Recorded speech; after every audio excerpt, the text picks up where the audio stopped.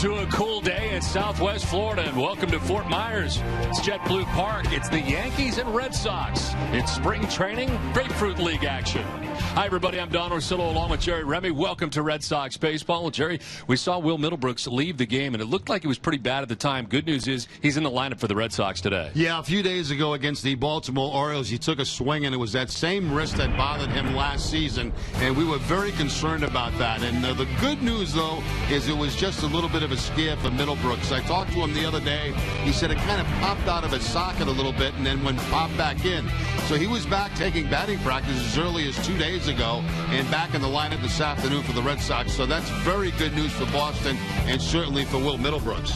Also today, one of the exciting things about spring training is seeing the younger players, and making some noise so far during the spring has been Jackie Bradley Jr. I'm anxious to watch him play, Don. You know, John Farrell was talking about him this morning. He said he's a special talent. He talked about a play he made yesterday in the ball game and how his instincts, kind of took over on moving on counts, which is unusual for young guys to do. He says he does all the little things very, very well, and he's really building up a big name for himself down here in camp. So he's going to be in there in the starting lineup this afternoon. Anxious to see him play baseball.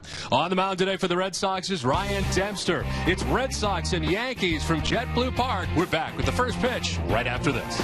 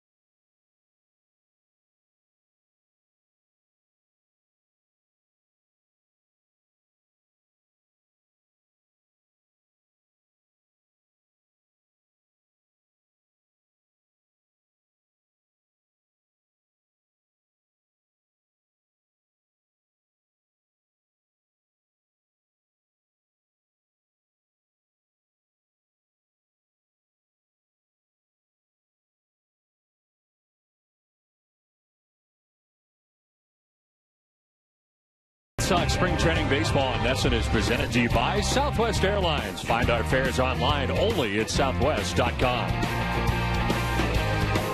Welcome back to JetBlue Park in Fenway South. Red Sox and the Yankees Spring Training Baseball. Very special ceremony just took place here at JetBlue Park. With more, here's Jenny Dell.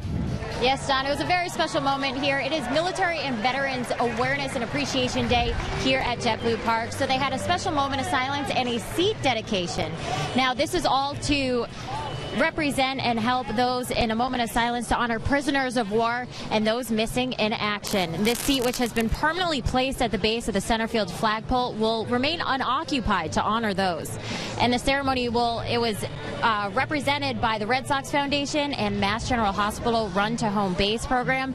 And Don and Jerry, I'm actually doing the Run to Home Base again this year, and I suggest everyone checks that out. It's runtohomebase.org, a great program for a great cause. All right, Jenny, thank you very much. I know you did it last year, and I'm sure they'll be glad to have you back this year once again. As you see the breeze here at JetBlue Park is kind of a gust here. It is also a little bit on the chilly side as the Red Sox and Yankees get started today in spring training. Last 2 days have been very cool down here in Fort Myers, and you may see some jackets on here again today. Ryan Dempster is on the mound for the Red Sox today. Of course, spending time last year with the Cubs as well as finishing the year with the Texas Rangers. See the numbers in the combined numbers, 28 starts. He was 12-8. Much different numbers for him in the National League last year than the American League. With the Cubs, he had a 2.25 earned run average. He was 5-5, but with Texas finishing up the year, he was 7-3, a better record, but an ERA of 5.09 in a Rangers uniform last year. The defense today for the Red Sox will have Will Middlebrooks at third base, Stephen Drew, the shortstop, Dustin Pedroia at second, and Mike Napoli, the first baseman. Left to right, Daniel Nava, Jacoby Ellsbury, and Jackie Bradley Jr., and David Ross doing the catching for Dempster. It's time now to take a look at today's Yankees batting order, brought to you by Southwest Airlines. Yankees have Brett Gardner leading it off in left field. Eduardo Nunez at shortstop at second. Jason Nix at second base. Juan Rivera is the DH batting fourth. Dan Johnson at first base with Melky Mesa in center field. Zoilo Almonte is in right field. Corbin Joseph at third base batting eighth. And Bobby Wilson does the catching. He bats ninth.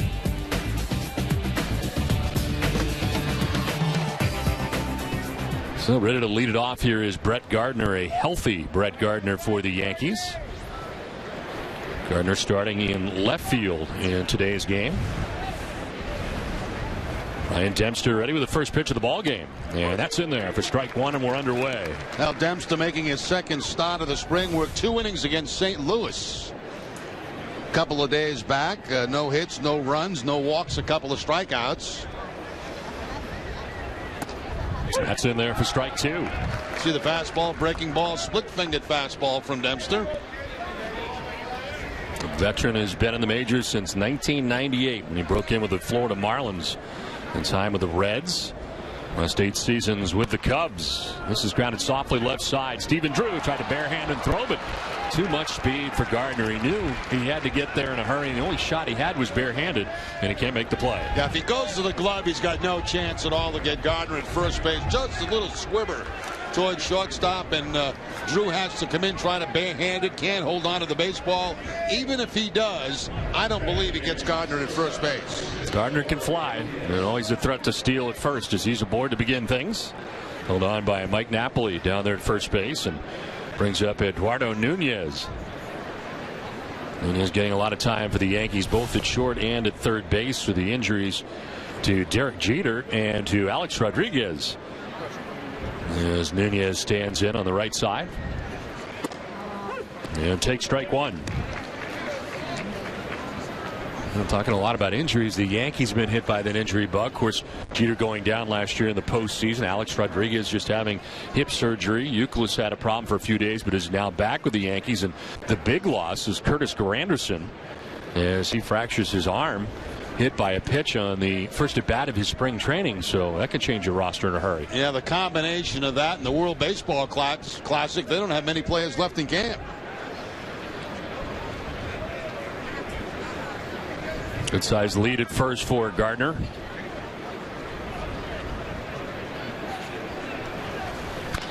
Chop towards second base. Pedroia will touch second. Fire to first for two.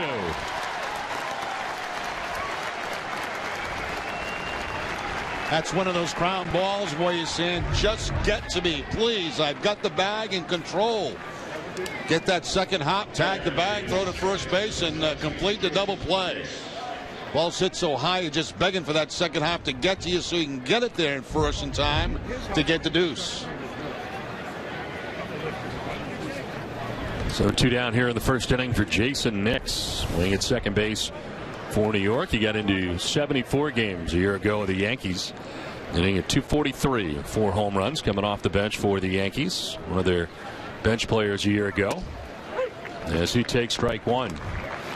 Now the Red Sox hoping that Ryan Dempster this year will do what he's done in the past, and that's really log a lot of innings. A guy who's used to going 200 innings. He's done that at least 200 innings in 30 or more starts 7 times in his career. There's a high drive to center, but Ellsbury's back there with room to reel it in.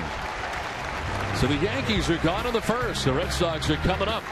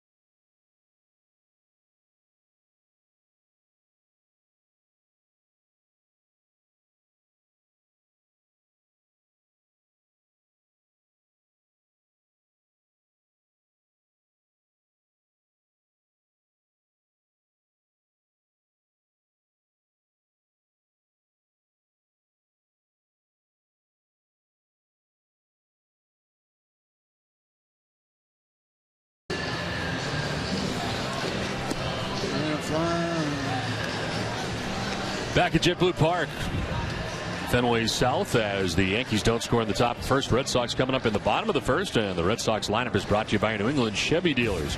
Jacoby Ellsbury leading it off in center field. Dustin Pedroia at second base. Stephen Drew at shortstop bats third with Mike Napoli at first base. Daniel Nava in left with Will Middlebrooks at third base batting sixth. Jared Saltalamacchi is at DH seventh with David Ross doing the catching. So both catchers in there today. And it's Jackie Bradley Jr. who gets a start in right field. Chance to see him play today. And with Salem and Portland a year ago. Red Sox will deal with Adam Warren today, a right-hander going for New York. Last year at Scranton Wilkes-Barre, he made 26 starts, 7 and 8, with 3.71 earned run average. Spending the year with the AAA Yankees, 107 Ks to 46 walks. He gets the nod today, and leading it off for the Red Sox is Jacoby Ellsbury.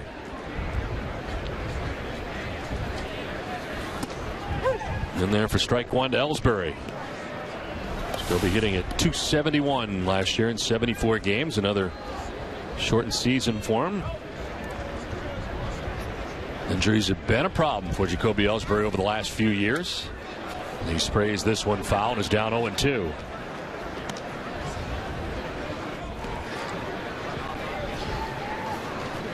Breeze blowing out towards right center field today, and it is somewhat of a gust as Dustin Pedroia waits on deck.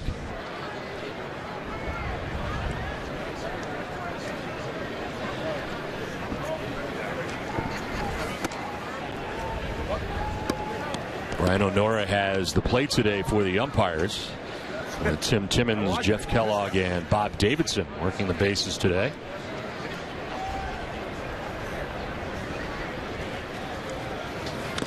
Ellsbury will foul that off. Well, great to be with you today as the Red Sox and Yankees sort of meet here today, Jerry. This lineup for the Yankees really not indicative of what we'll see on opening day when the Red Sox and Yankees get together. Not at all, and that's kind of been the story over the last couple of years. The Yanks come down to Fenway South and don't bring many of their starters, and as we talked about, they don't have many available to them right now. They're really trying to get themselves healthy for opening day. Between injuries and the WBC, as this is hooked foul down the right field line and hangs at 1-2. Nice to see it. It's great to be back. Yeah, it's nice to see it. Instead of sitting on the floor over there, you're actually here doing a ball game. Starting the game today, which seems a little strange. Yeah, but you're making the whole full salary. Yes, the whole thing today. We do the lineups in the first inning. So we get used to spring training here and stretching out a little bit. I'd say this is kind of a stretch out day for me. Yeah. Full game. I'm going to add about a total of 40 words today. Yeah. 1-2 pitch, softly grounded right side. Jason Nix has got it. And Ellsbury retired for the first out here in the bottom of the first inning. So one out and Dustin Pedroia coming up. I mentioned a very special ceremony here at JetBlue Park today, and General Frederick Franks served in Vietnam, Cambodia, and Iraq, earned the Silver Star, Distinguished Flying Cross, Bronze Star, and 2 Purple Hearts. And lives down here in Naples, Florida, throughout the first pitch. And John Farrell catching the ceremonial first pitch here today. Pedroia fouled off the first pitch and is down 0-1.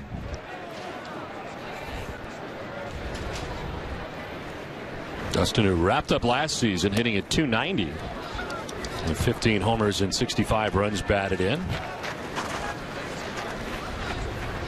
I'll tell you, it's still chilly out right now down here in Florida, but it was really cool this morning. Wow. Little rain in the forecast earlier today, and a lot of clouds, a lot of wind. Actually brightened up nicely here for the ball game.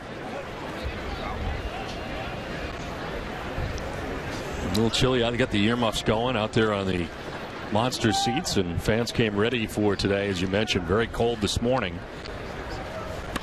2-1 to left field down the line, and that ball is hooking foul.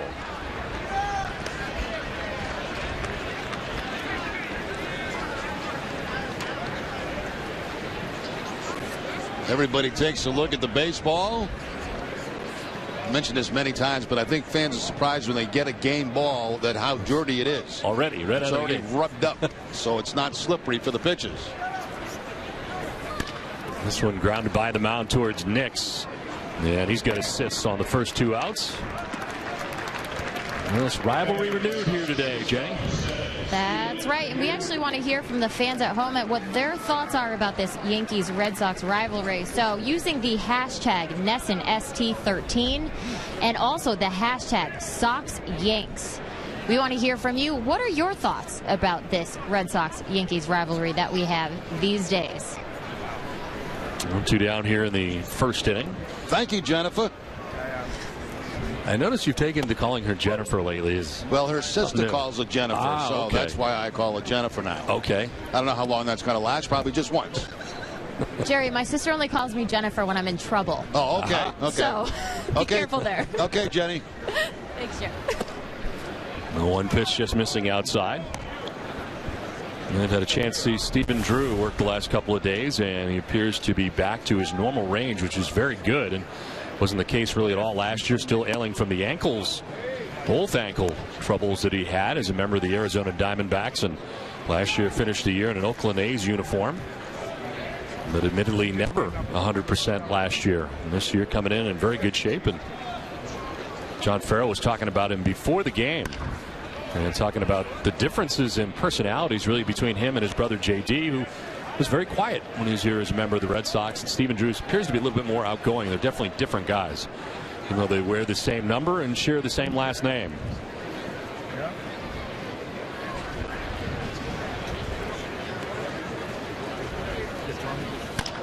Drew grounded back to the mound softly. Warren's got it.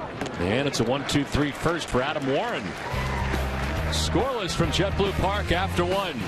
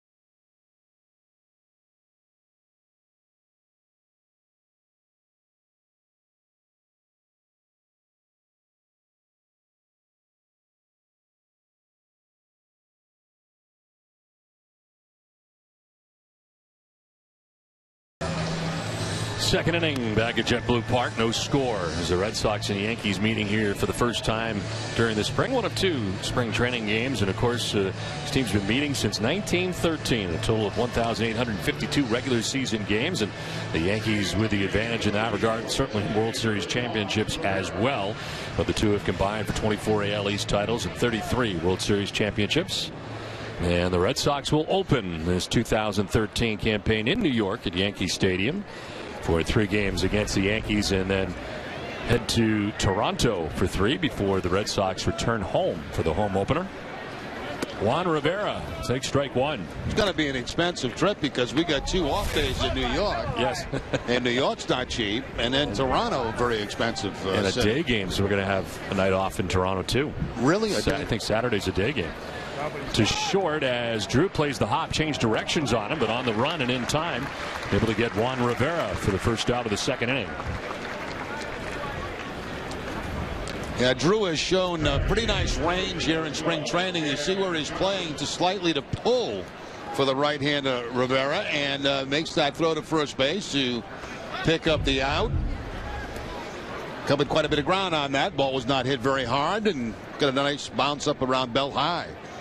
I don't know about you, but it was a tough pack, I thought, coming down to spring training. Because not only the 2 months here or close to it, but then we go on the road to begin the year. So you're talking about number of suits. Did you go with the blue blazer for the entire trip? Or? I'm keeping it a secret, Don. Yeah. Keeping it a secret. I think I'm on to something. In the air to right down the line, but that one will go foul to the right of the pole. And so maybe you didn't have to go through the combinations for 6. You're already worried about what you're wearing on. Well, I packed the end of last week of January. I was packed for the trip down here, so yeah, I had the suit combinations all together then. So, and I'm the one that's on medication. Right? I don't get it. Dan Johnson batting with the count of 0-2.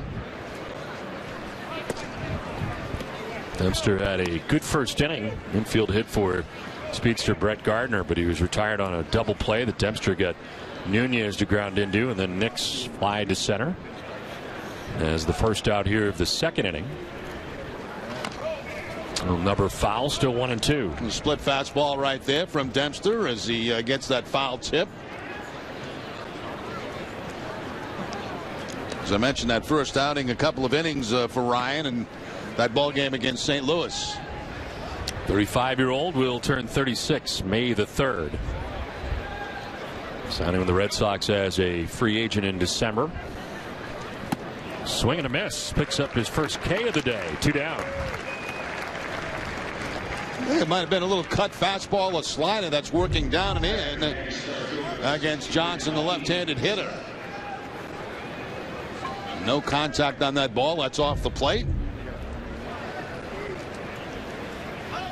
So 2 down here in the second inning brings up Melky Mesa, center fielder for New York. 121 games the minor leagues last year, 264 for Mesa.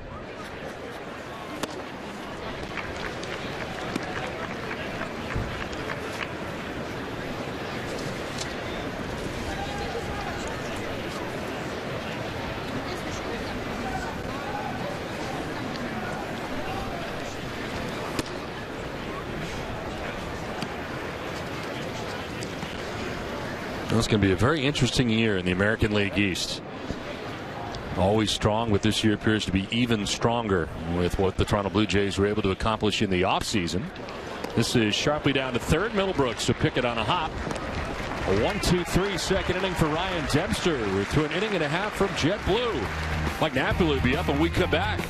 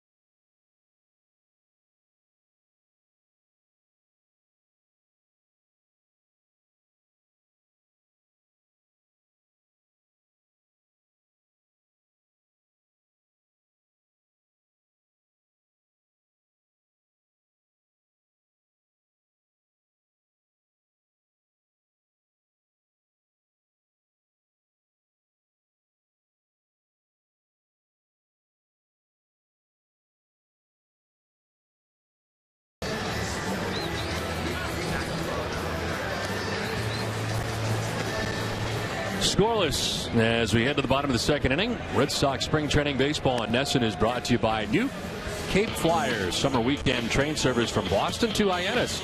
Getting to the Cape has never been so easy. For information, go to capeflyer.com or call 508-775-8504. We've been talking a lot about the rivalry so far here today, and we've got some tweets in, Jenny. Yes, I got a tweet from Eric, and he said that I think the Sox-Yanks rivalry has unfortunately calmed down over the last few years. We need to reignite it this year. And I actually spoke with John Farrell before the game about the rivalry, and he said he does feel it's calmed down to a certain extent, but there's nothing that can take away from the two storied franchises of the Red Sox and the Yankees. But Don and Jerry, he added that the AL East is a very tough, very even division this season, something you were just talking about. Yeah, it really is. In all the games, of course, the utmost of importance. But it does seem like is right now the teams get along very well. A lot of that animosity is gone from these two rosters at the moment anyway. Well, it also depends on where they are in the standings. Right. I mean, you know, if you got the Yankees up the top and you got the Red Sox winning 69 games, it's not much of a rivalry at that point. So, yes, I agree it has calmed down, but hopefully it will reignite with success for both ball clubs.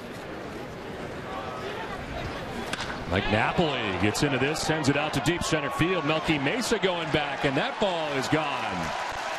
Mike Napoli in a Red Sox uniform has got a home run here during the spring. 24 last year in Texas, and that one now towards right center field and gone a long way. He's had a very nice start in a Red Sox uniform. Played for the first time a couple of nights ago and was able to make a couple of plays at first base. Got a base hit in the ball game, and now he goes deep. Napoli, big, strong, powerful guy, and that ball was supposed to be away. It stayed up, it stayed in, and Napoli over the 420 marker. He knew he got it good as soon as he made contact. So taking it out of the deepest part of the yard here at JetBlue Park, and Napoli puts the Red Sox on top 1-0. We've certainly seen so much of that against the Red Sox. Great to have him in a Red Sox uniform now as Daniel Nava takes strike one. Well, he was in line for a big contract for a few years, and certainly after the physical and finding out about the hip situation that he didn't even feel at the time, things changed for him. But important year for him, and really to decide what happens in his future. On the ground, foul outside of first. It also appears that he will be at first base more than not for the Red Sox this season. Can catch if need be, but you got David Ross and you got Jared Saltalamacchia, who are both in the lineup today. It appears that Mike Napoli will be the everyday first baseman. Yeah, it sounds like they want to keep Napoli away from behind the plate as much as possible and get him in games at first base. 1-2 appeared to fool Bobby Wilson, the catcher. Daniel Nava getting the start in left field today. He's been playing some first base as well, taking a lot of ground balls there on a daily basis. To left field, sending Gardner back onto the base of the track to reel it in. Breeze today has shifted. It is now blowing out toward right field here at JetBlue Park at Fenway South.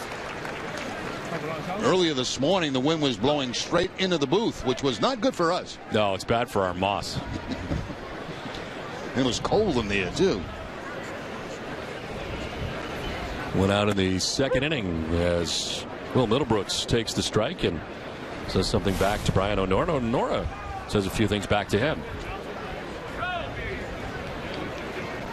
Well, Jerry, it certainly did look scary when he left the game in Sarasota, and I think he was scared too. And talking to him yesterday, he was real scared at the time that he thought he had re-injured it again, and it was just more of a scare than anything else. Yeah, good news. Certainly good news for Will Middlebrooks. Good news for the Red Sox that he's back in there. Because I agree with you. When I saw that the other night, I said, oh, man, here we go again.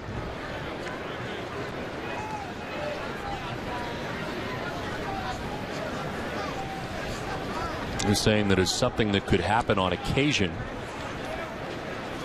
But he knows now not to worry about it, that it's not a re-injury. But it certainly scared him. 30th pitch of the contest for Adam Warren. And that's ball 4 to Middlebrooks. Let's take a look at the Yankee defense this afternoon. Corbin Joseph at third base. Eduardo Nunez, the shortstop. Jason Nix at second.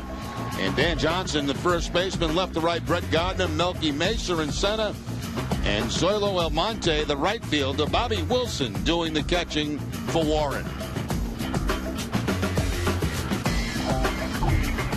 One out, one on. Red Sox on top 1-0 thanks to a solo home run out to right center field for Mike Napoli to begin the inning. And here's Jared Saltalamacchia. Saltalamacchia, the DH today. Jared last year with 25 home runs in 121 games. Finished up with a .222 batting average.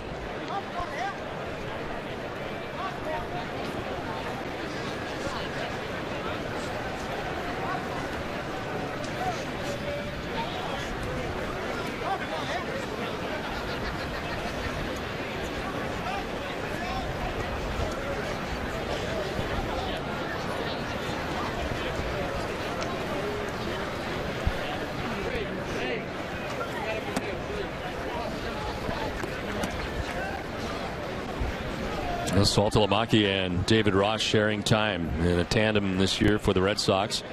You get the feeling that David Ross may catch more than the average backup as he waits on deck doing the catching today.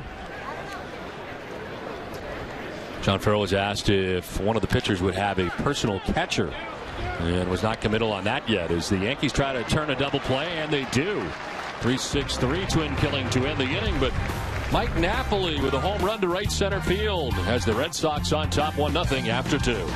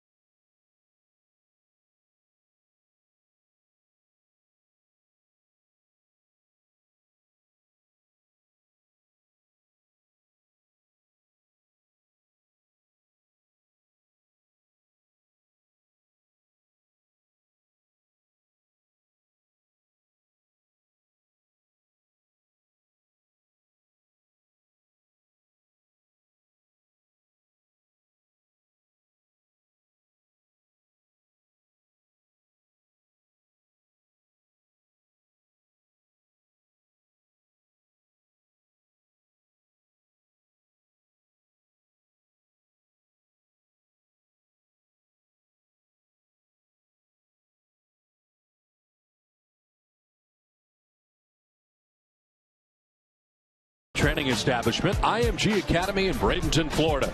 Go to NESN.com/IMG for your chance to win. Is today the day we're going to see more of your workout? Is that scheduled for today? Yes, I believe that's the case. Because we were trying to get me to 20,000 followers on Twitter, and it actually happened, I think yesterday was the day. So we made the promise. We got to follow through, and it was quite a workout. Very tiring. It was my first day. There's more than what we saw that first time. There is a little more, I think, yes. An extended workout. The workout went a lot longer. As I mentioned, it was a 4-hour workout, but that was just the first 5-10 minutes. Well, there's a lot of stretching. It'll take some time. Red Sox have a 1-0 lead as we head to the third.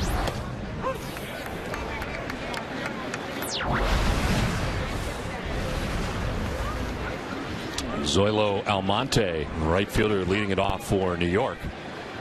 Nice start to this game for Dempster. Back to Dempster, picks and throws. One down here in the third inning. You wanted it, Jerry. Here it is. You can tell how bad a shape I was in the first day of spring training. I mean, I am gassed early. This is very early in the workout. Don, this is very impressive. The slow-mo just gets it. Look at the flexibility, Jerry. Look at that. Especially in the torso area. It's not just the baseball players that need to be in shape here. I tell you, that's awful. That's it. What's that guy's name? He used to dance, Barishnikov. Yeah. You don't look like him. Not at all, huh? No. But the thing that kills me about your workout is the facial expressions. Oh, I'm into it. I'm in the zone there. Yeah. I am in the zone. When I work out, I take it very seriously. And that brought you to 20,000 Twitter followers? Yes, something like that. I think we're close to 21 now, and would love to have more. There'll be more where that came from. Especially after they saw that again. Yeah, I'm sure that really. But anyway, as you can see now, I have worked out that kind of workout for the last 2.5 weeks, and it's paid instant dividends. It's just not the black shirt and the slimming effect. I mean, I noticed a difference already. Yeah, I mean, it's been very, very arduous. Yeah. Don, what happens if we want to get you to 25,000 followers? There's been some conversations about some things I'm willing to do. I think what he's going to do, Jenny's going to do the same workout in a Speedo. This is to left. Nava will not get there, and it is a foul ball down the left field line. Very close. Tim Timmons working the line down there for the umpires as Corbin Joseph. Did you say a Speedo? Yes. It just got me. Yeah. Really? Yeah. You get to 25, you got to do the same workout in a Speedo. I'm not doing the Speedo. I am going to take a round of batting practice, though, I think next week with Eno Guerrero. Oh, I want to see this. And I'm working on some things. I'm trying to go the opposite way, opposite field, that way a little bit, because I have a tendency to pull. Yeah. So I think that's going to be the next thing. We get to 25. Let's see. And ground down the first baseline, foul.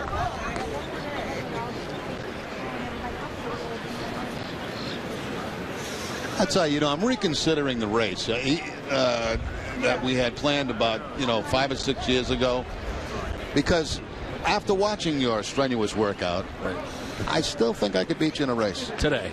I think so. Yeah. Really? Yeah. You have 2 bad knees, yes? One real bad. One real bad. Yeah.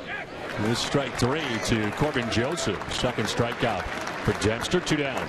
Dempster looks good here early in the ball game in his work, going to the fastball to the inside part of the plate. They set up inside. There's Ross.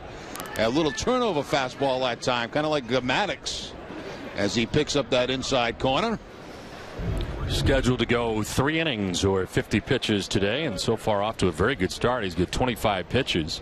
He had thrown 15 for 17 for strikes. Yeah, that pitch is in there for a strike to Bobby Wilson, the catcher for the Yankees.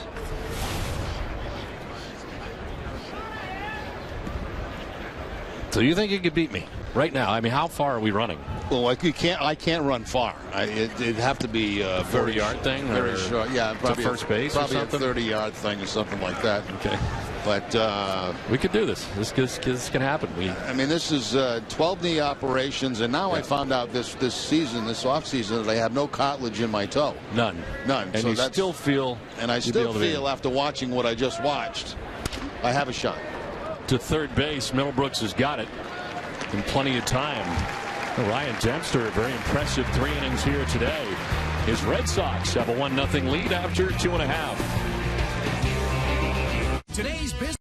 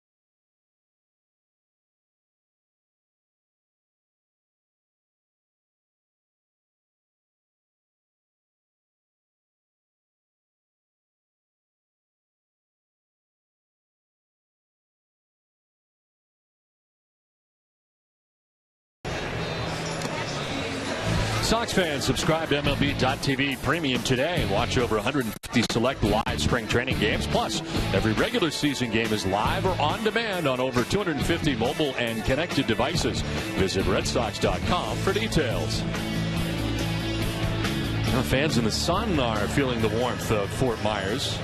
The Red Sox on top 1-0. It's the last half of the third inning, and David Ross, Jackie Bradley Jr., and Jacoby Ellsbury to bat in the third inning. Well, Jerry, we didn't get to see it today, but today was the best of Don and Jerry, our second in 2012. And yeah, it's too bad we couldn't see it from the booth here.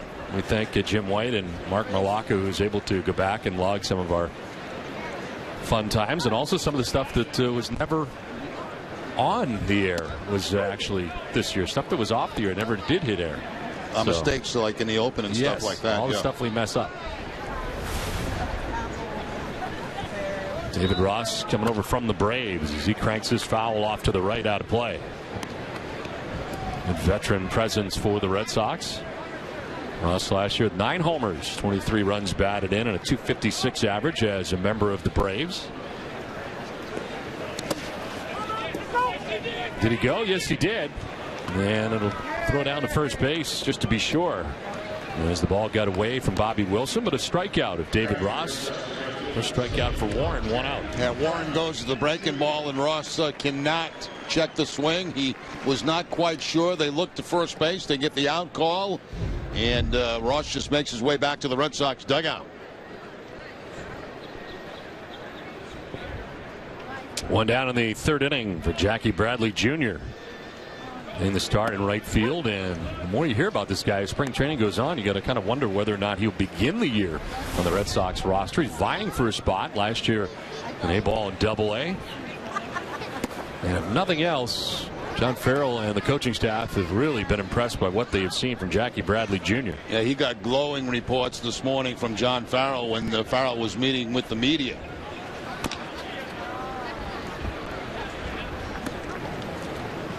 And they say you're doing everything well, and that every part of your game is good. That's a good sign. That's a pretty good sign for a kid in spring training, trying to make an impression on a coaching staff and a manager. Breaking ball, it slips out of the hand that time of Adam Warren.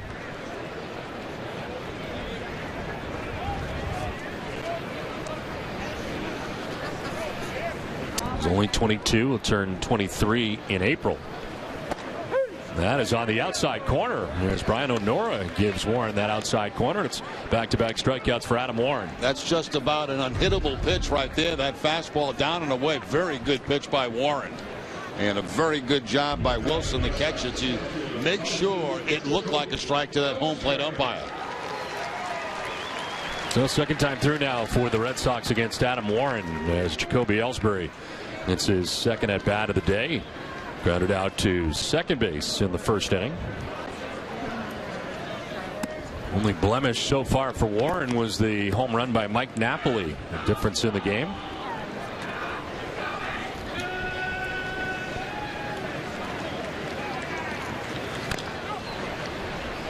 Ball and a strike now to Jacoby Ellsbury.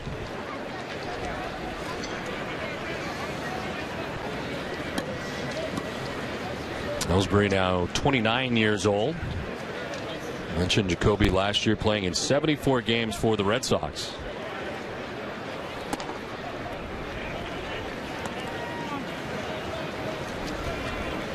...2011, a terrific year for Jacoby Ellsbury. A .321 average in 158 games. Had 32 home runs. This is to short. Nunez to his left with a throw that gets there in time. We come back. The Red Sox starting pitcher Ryan Dempster will join Jamie Erdahl. It's 1-0 Red Sox.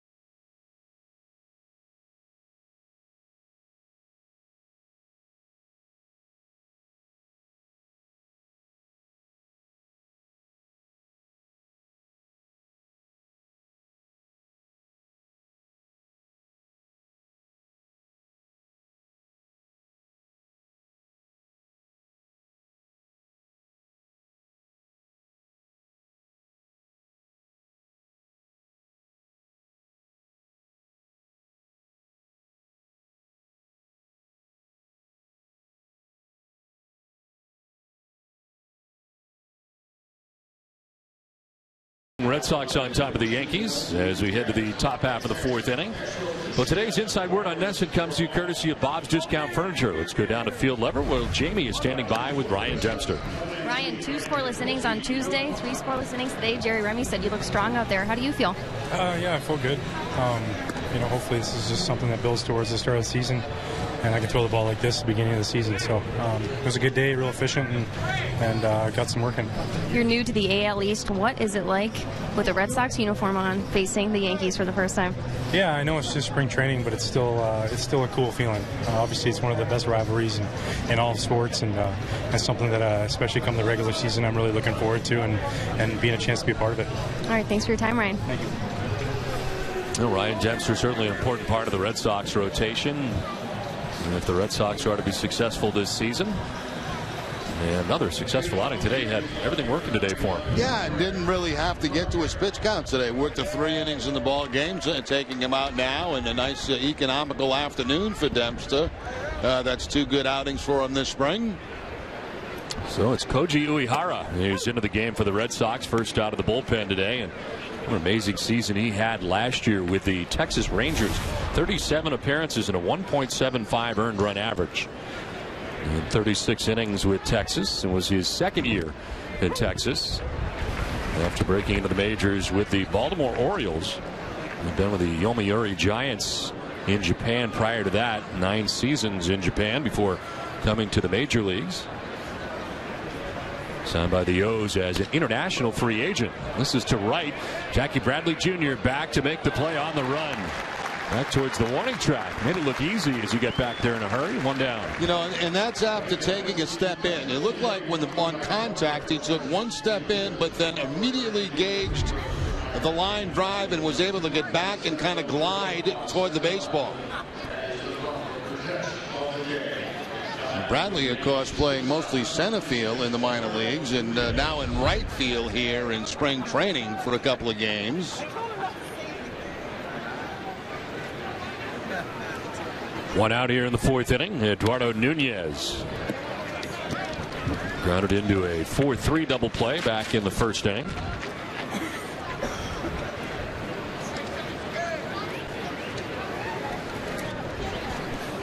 Uehara is 37 years old. 5th season now in the major leagues. Ground ball softly towards Pedroia at second base. Gets rid of it in a hurry with Nunez down the line quickly.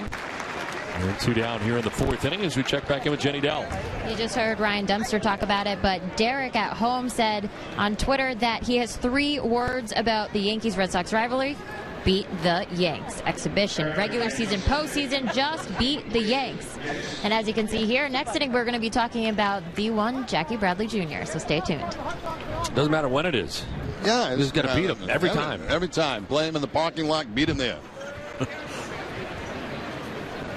2 down in the 4th inning. Jason Nix, the batter. He flied out to center field first time up. There's a pop up to shallow center. Ellsbury makes his way in. And he'll put it away. Wrap up the 4th inning so far. Well pitched game for the Red Sox. First Dempster for 3 and Uehara for an inning. It's 1-0 Boston after 3.5.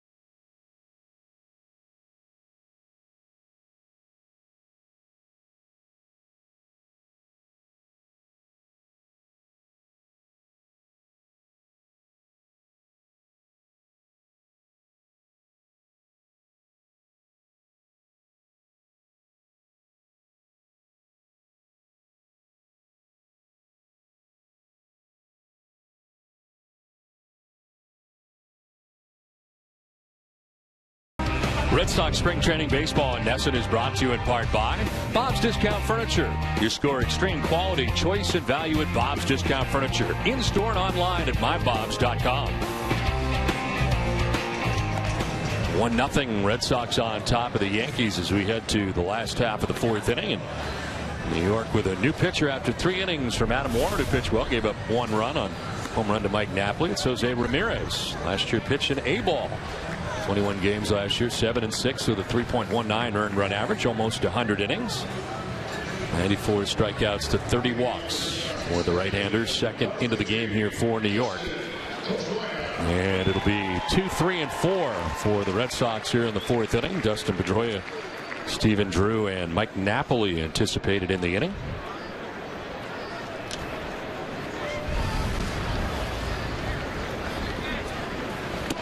Pedroia grounded out to his counterpart at second base in the first inning.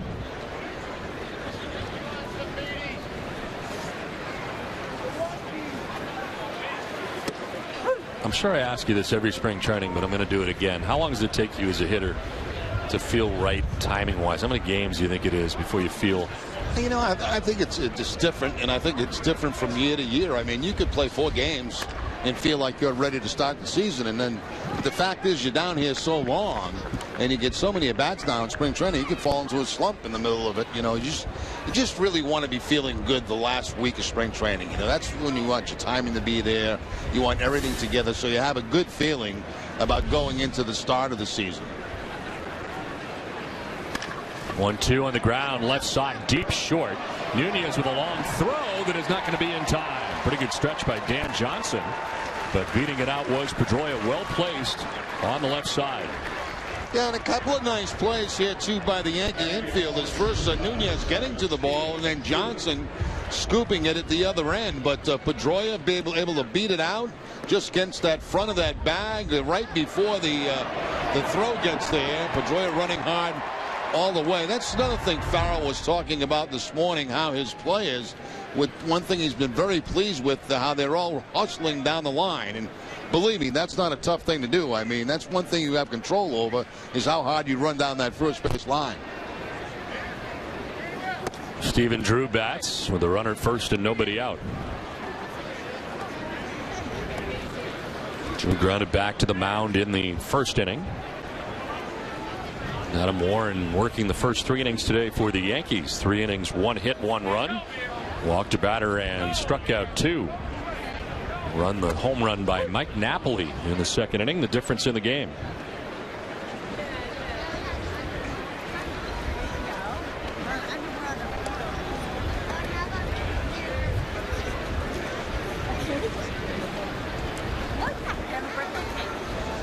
Johnson holding on Pedroia at first base.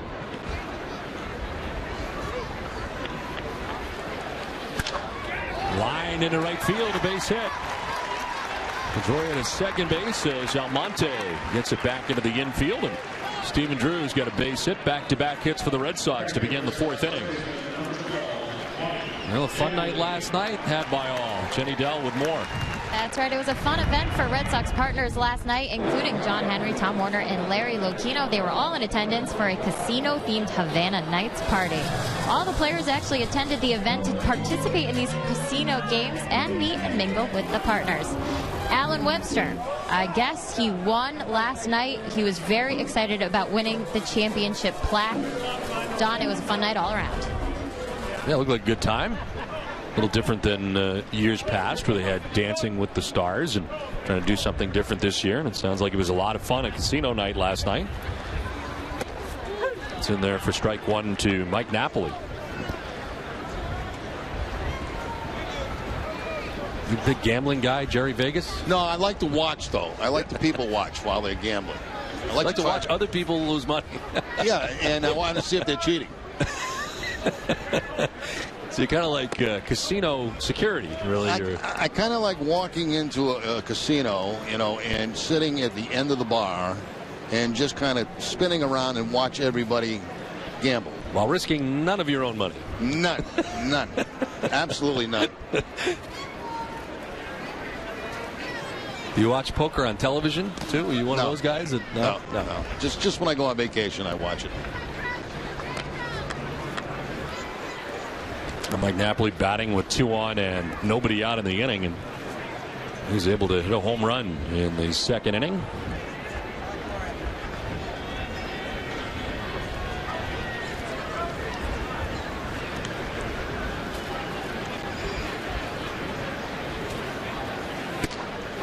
And then for a strike over the outside corner. Now back in the second inning. Mentioned Mike Napoli with 24 home runs last year for Texas. We've seen a lot of this against the Red Sox. Today it's for the Red Sox. Right by the 420 marker on the deepest part of JetBlue Park.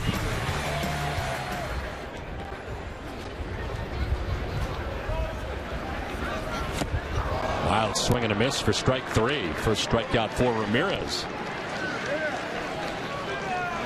Something off speed that time from Ramirez, keeping the ball down and away. Remember, the home run Napoli hit was on a ball that was up in the zone.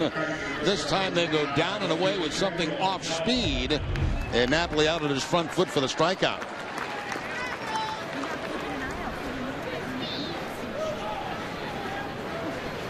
So 1 out, runners at first and second for Daniel Nava. Flied out to the left fielder Brett Gardner in the second inning.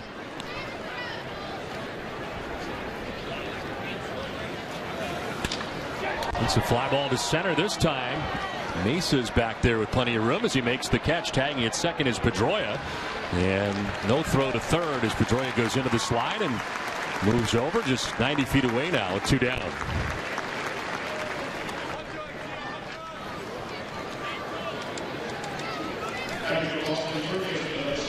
So first and third, 2 away, and Will Middlebrooks coming up. He walked in the second inning. Only free pass served up for either side.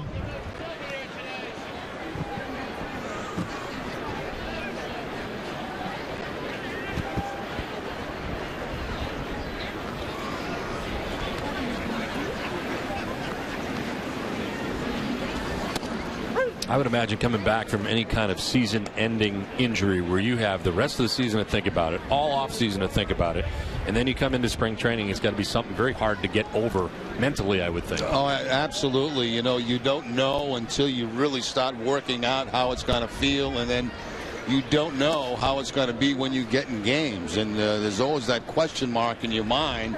You know, what happens on that first check swing? What happens on that first throw that I've got to make, really, you know, being the right wrist? And, you know, there's all kind of doubts in your mind. But you do the most you can to rehab it, get it as strong as you can, and hope for the best. And certainly it looks like it's been the best for Will Middlebrooks.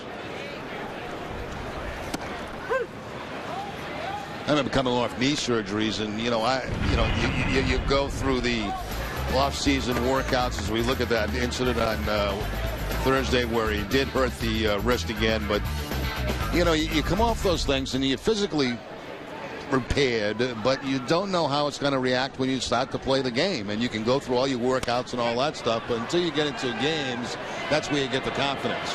Now Monty can't get there as it lands in foul ground, and a long way to go, and jumps up into the seats.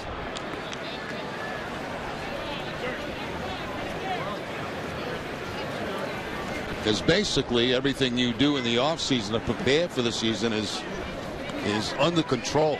You know, you don't take many check swings, obviously, when you're taking your batting practice in the offseason. You don't do things like that. You don't dive for ground balls, you know, stuff like that. So it's really when you get in games is when you find out just how good you feel. Or don't feel.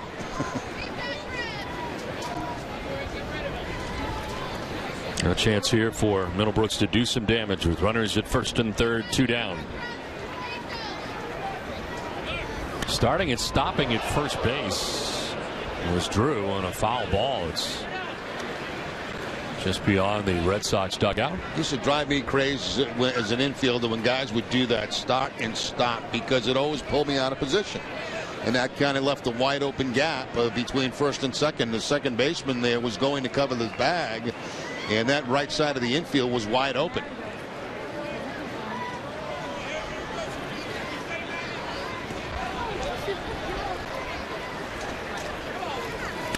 On the ground to short, Nunez has got it. He'll go underhanded to second to end the 4th inning. So the Red Sox strand a pair. We are through 4 from JetBlue Park. Red Sox have a 1-0 lead.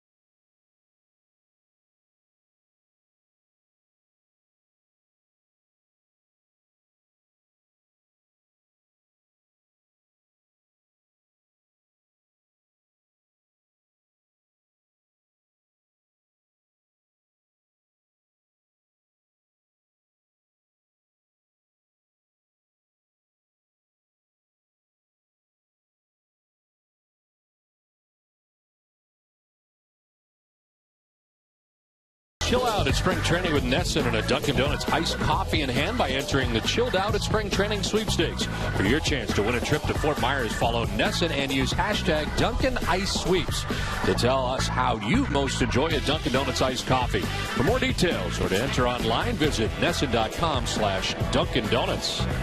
As we get ready for the 5th inning, Jenny Dell joins us once again. We're talking about Duncan hashtags. I'm going to talk about another hashtag, hashtag Bradley Jr. We talked about it before. John Farrell very impressed with Jackie Bradley Jr. in his first big league camp. So far, he's gone 8 for 16. That's 500 in his first time in big league camp. We want to know what the fans at home think about Jackie Bradley Jr. So let me know, hashtag Bradley Jr. And fun to watch him play here today as he gets a start in right field. And here is Juan Rivera to lead it off, and he takes strike one from the new Boston pitcher, the tall lefty into the game, Andrew Miller. 53 appearances last year, 3-2, a 3.35 earned run average. Opponents hitting under 200 against him at 194. Out ahead of this is Rivera.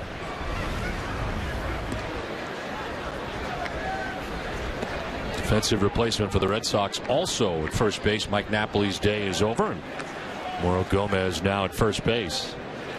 Mike Napoli responsible for the only run in the game, his home run in the bottom of the 2nd inning.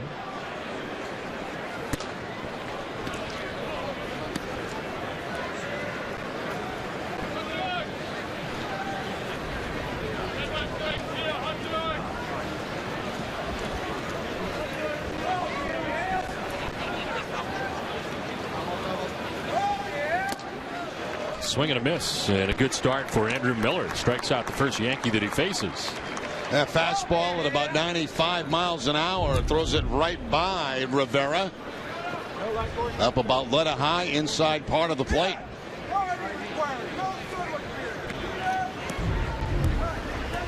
So one down here in the 5th, and it brings up Dan Johnson, who was a strikeout victim in the 2nd inning.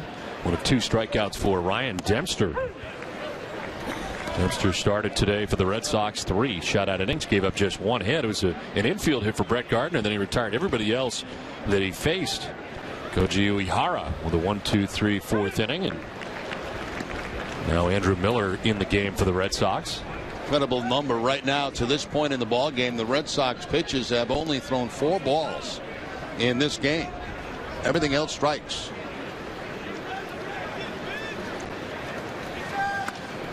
Look out. Check swing foul by where the bad boys and girls are. It was over by the on deck circle. Get over there in a hurry.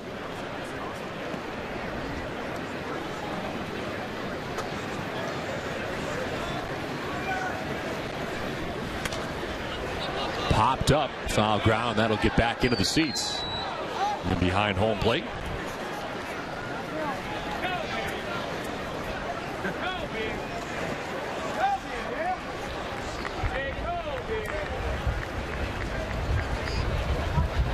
Twelve in a row retired by Red Sox pitching with 1 out here in the 5th. There is no roof on the screen here at JetBlue Park like there is at Fenway Park. So the fans behind home plate do have a chance for a foul ball. But the screen does go almost dugout to dugout here at JetBlue Park.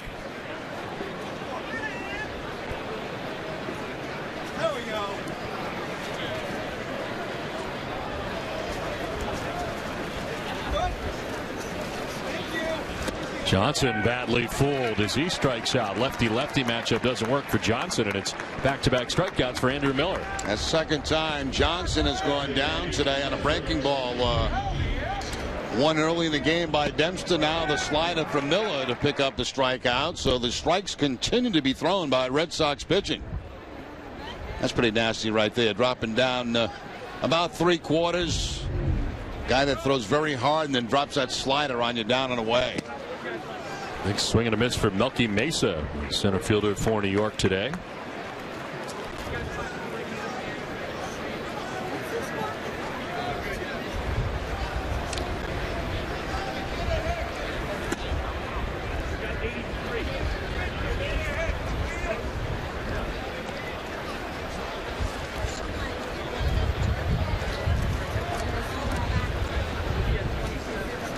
Andrew Miller, the former first-round draft choice by the Tigers. Last year for the Red Sox.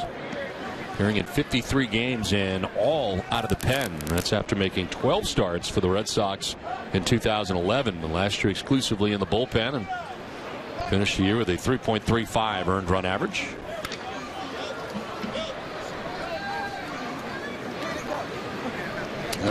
Every Yankee hitter so far down in this game that has been to the plate has been down a strike by Red Sox pitching. Tough way to hit. It's been terrific so far. Dempster, Uehara, and Miller, who strikes out the side. He gets Rivera, Johnson, and Mesa all down by way of the K. We're through 4.5, halfway through this one. Red Sox have a 1-0 lead on some very impressive pitching so far.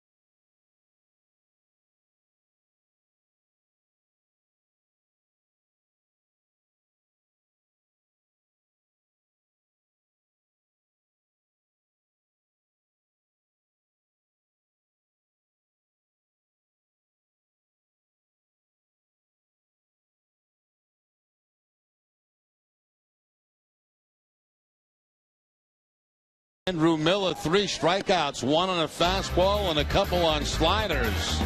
Johnson there going down on a slider, then another slider down and into Mesa to strike out the side. So very impressive inning by Andrew Miller as he takes congratulations in the dugout from his teammates. Red Sox pitching has been terrific, retiring the last 14 Yankees in a row, and Miller the great inning of relief in the top of the 5th, so it's on to the bottom of the 5th inning and bottom third of the Red Sox order. Jared Saltalamacchia to lead it off. Bounced into a 3-6-3 double play in the 2nd inning. Jose Ramirez returning to the mound for the Yankees here in the 5th. There's a pop-up that is going to find its way back into the seats.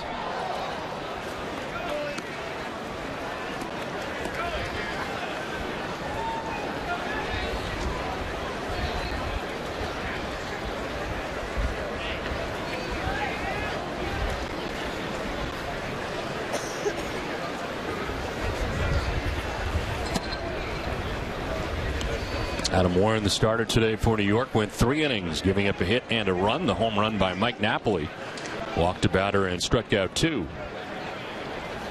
Jose Ramirez missing with the pitch outside and falls behind now 3-1 to Saltalamacchia.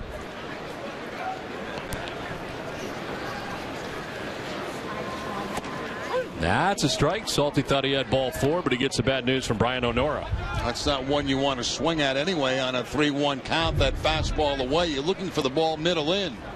And this time they go to the outside corner to pick up the strike. Nicely framed by Wilson again behind the plate. Saltalamacchia up the middle and off the bag at second. It'll kick into short left. So Saltalamacchia is thinking 2. Gardner's throw to second, and Saltalamacchia will be safe. He eluded the tag.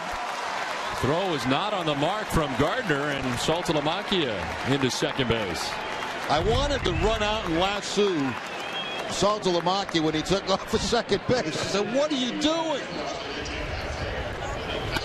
Saltalamacchia hustling down the first base line. He sees the ball hit the bag, slows down, and now decides he's going to go.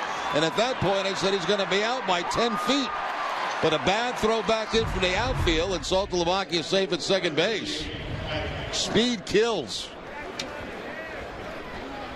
Now Carp pinch running for Saltalamacchia. Day over for Jared as Mike Carp pinch runs at second base. This is to left field off the bat of Ross and caught out there by Gardner. No advance for Carp at second base, and Ross retired on one pitch. Well, Sox fans, you can create your own double play ticket package by combining two great Red Sox games. Choose one game in April or May and pair that with either opening day or a summer weekend game for double the fun. Tickets are available in a variety of seating locations throughout Fenway Park, so choose your games now at redsox.com/tickets. One out, runner at second in the Boston fifth inning. Jackie Bradley Jr., the batter, and he takes ball one outside. Bradley struck out in the third inning. 22-year-old from Richmond, Virginia. So mark his third pro season.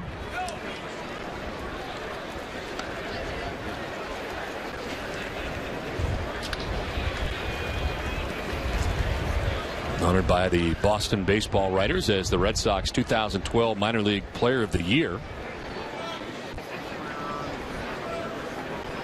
Ranked as the number 2 prospect by Baseball America in the Red Sox system. As Sky one to center, Mesa battling the sun, now locates it, goes back a few more steps and makes the grab. Now a long good throw to third base, but not in time as Carp tagged up and moved over to third on the flyout by Jackie Bradley Jr. 2 down. And quite a bit to battle out there for the outfielders this afternoon. The wind and the sun right now. And it looked like Mesa had a little problem with it at the beginning, but was able to corral it. Using everything, sunglasses, using that glove up to try to block the sun, and finally makes the play. So 2 down, Carp at third base. And Jacoby Ellsbury, the batter, is grounded out to second, grounded out to short. 2 at bats today.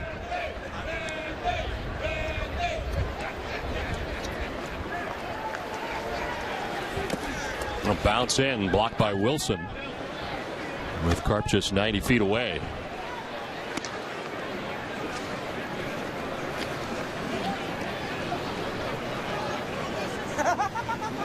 Oh my God.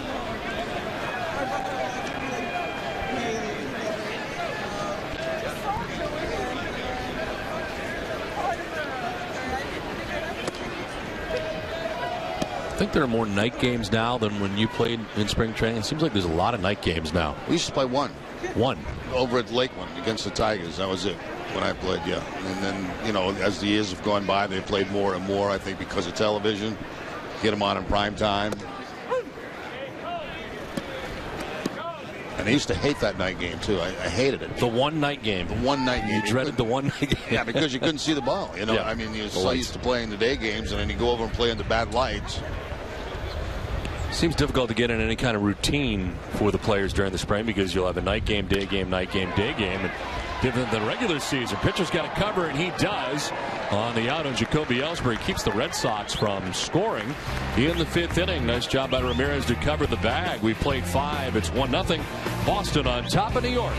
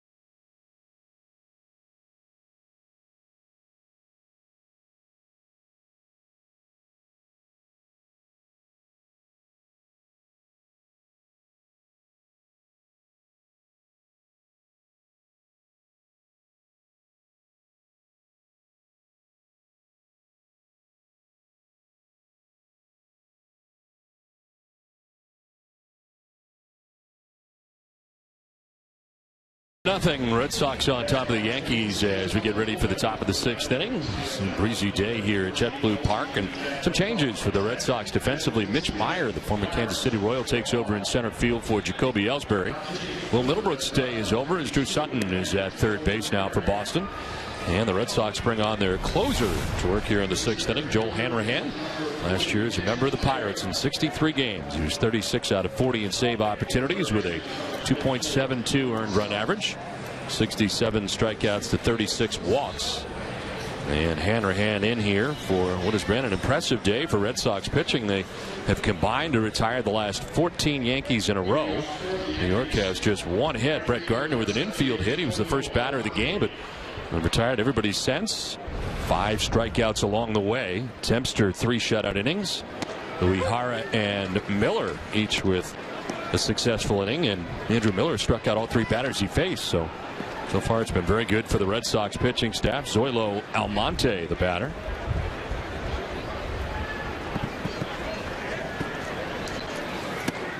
Almonte straightened up on a pitch inside.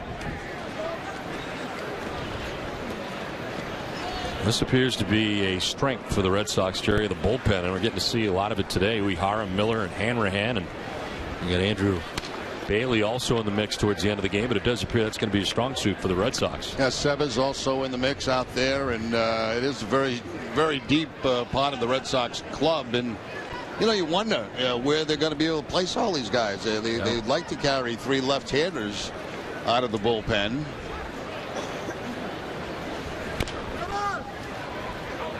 One grounded foul outside of first. Good problem to have, I would guess, at this stage of spring training. Of course, things change very quickly, as we found out last year when Bailey went down with the injury. It kind of threw the bullpen into a flux early in the season, and it took them a while to get it straightened out.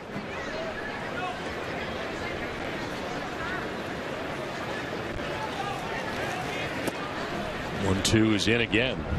Well, the Red Sox definitely be looking to prevent an 0-6 start. That has been a problem the last 2 years for the Red Sox out of the gate. That is not the way they want to do things in 2013. They do have a tough schedule to begin the year, the Yankees and the Blue Jays. And there is strike 3. 4 strikeouts in a row for Red Sox pitching. The first for Hanrahan. Well, Jacoby Ellsbury out of the game, and joining us is Jamie Ernall. Don, Jackie Bradley Jr. is starting in right field today, and that's because Shane Victorino took off from Fort Myers this morning to go represent Team USA at the World Baseball Classic. But before he left, he wanted to assure Red Sox fans that the relationship, communication development that he has had with Jacoby Ellsbury so far in spring training won't be disrupted by his absence. In fact, Jacoby and Shane decided early on that they would treat this like it was a trade situation, get used to each other and fast, and that is exactly what has happened. Shane also wanted to assure us that he'll have about 10 to 11 days on the back end of spring training to get back into the groove in the outfield with Jacoby Ellsbury before the season opener with these Yankees. A very tough situation. You get Shane Victorino settling in with his new club. Certainly probably would like to have the full spring training to get to know everybody and get used to his new team, but also wanting to represent his country and be a part of the WBC, which he is going to do. Yeah, I think one of the keys, according to Farrell this morning, is the fact that they guaranteed he would get the proper amount of at-bats, and I think that's one of the things the Red Sox are concerned about, that you would not get as many at-bats as you would if you stayed with the ball club, but they kind of reassured Victorino and Farrell that he would get the amount of bats that they need, so off he goes. 1 out, 1 on for Bobby Wilson, who grounded out to third base in the 3rd inning. A broken bat single for Corbin Joseph has him at first base. That breaks up a string of 15 in a row retired by Red Sox pitching. Hey, Fenway Frank,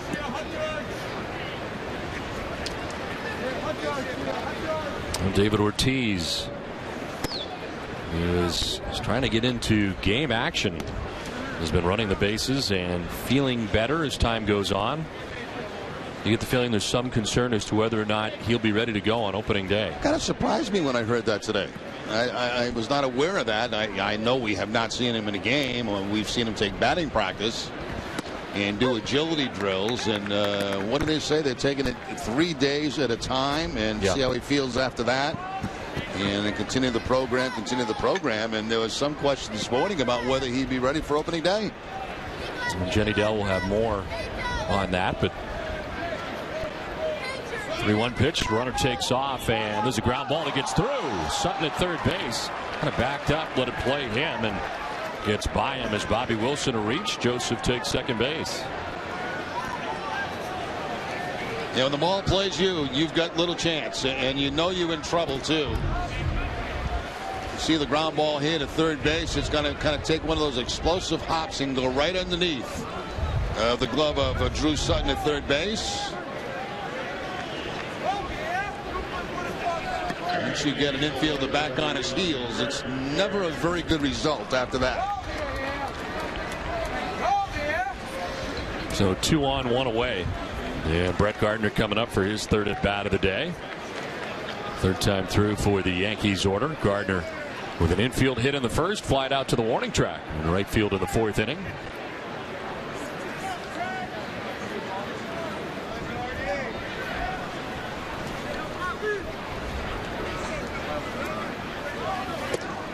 Pinch runner at first base. Austin Romine is running at first base.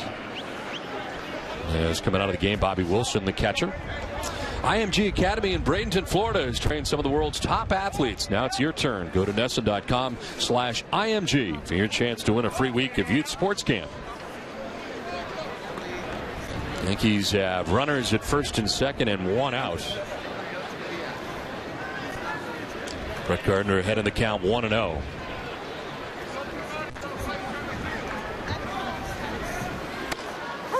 And their first strike.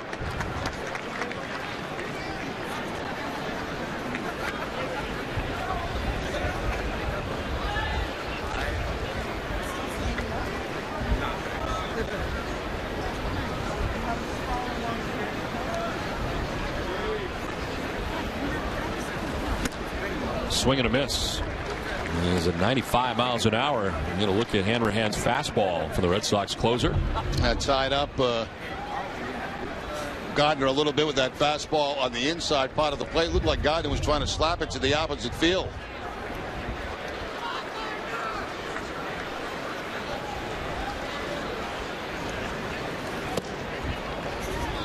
That's away, and it evens at 2-2 as Hanrahan tried to work that outside corner.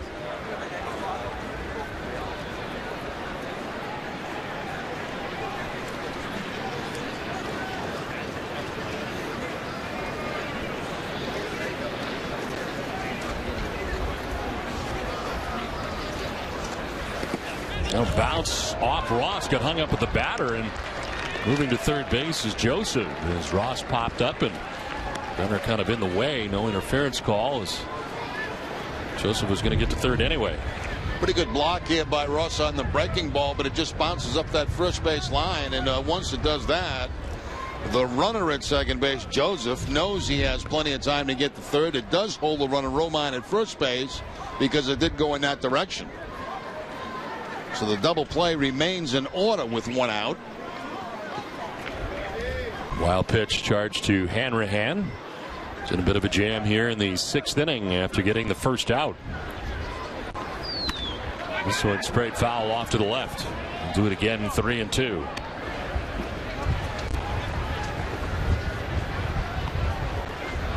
There's absolutely nothing. Once that ball's blocked by the catcher, there's nothing the batter can do except stand there. He doesn't have to try to get out of the way. He can just stand in the way, and interference will not be called on him. Most of the time you see interference on the hitter, it's on throws to second base. Ball 4, and Gardner down to first base. Base is filled with the Yankees now. That was the first walk allowed by Red Sox pitching today. And the first sign of trouble for the Red Sox today in this game. Offensively, the Red Sox only able to come up with a run, the home run by Napoli in the 2nd inning. And the Yankees threatening here in the 6th. Bases loaded, 1 out. Eduardo Nunez, the batter.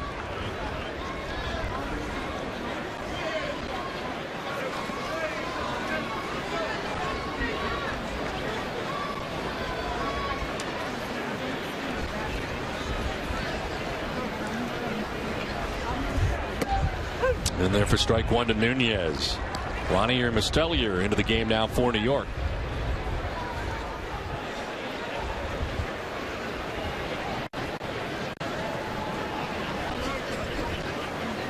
Takes over for Brett Gardner. As a swing and a miss. Kind of a wild cut there for Nunez.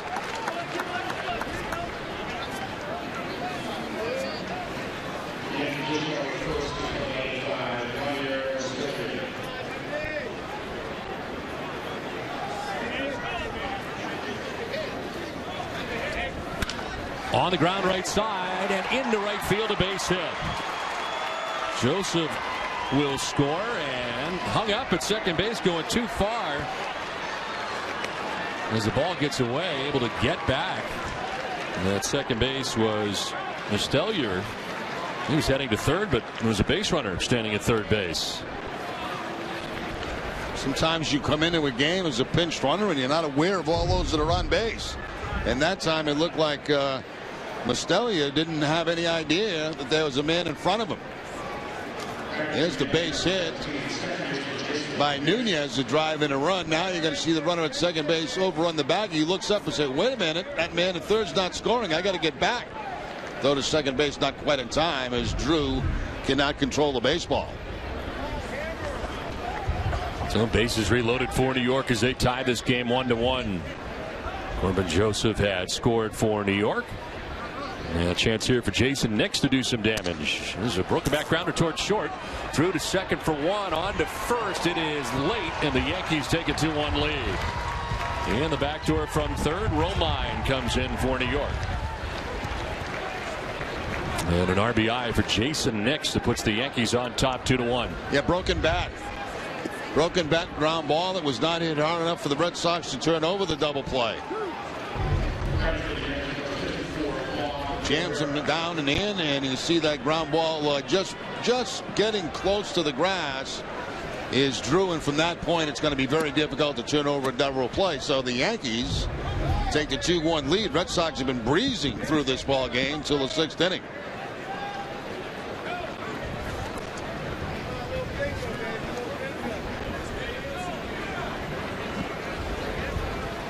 Here's Juan Rivera. It's a ground ball down to third base. Sutton with a bobble again. The throw is going to be late. A run scores, and the second miscue of the inning for Drew Sutton down at third base as the Yankees are able to take a 3-1 lead. And it's one of those innings for Sutton. It's please get the third out and get me off the field. Got caught back on his heels earlier. That time he's down on one knee, but the ball takes a bad bounce. He comes up trying to throw to first base, but not in time.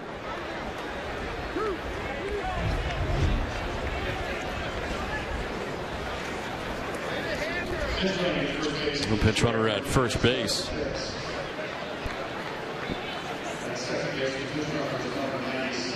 That is J.R. Murphy running at first base. So bases reloaded. We're actually runners at first and second now for New York, and the pitch is low and outside. Dan Johnson batting for New York.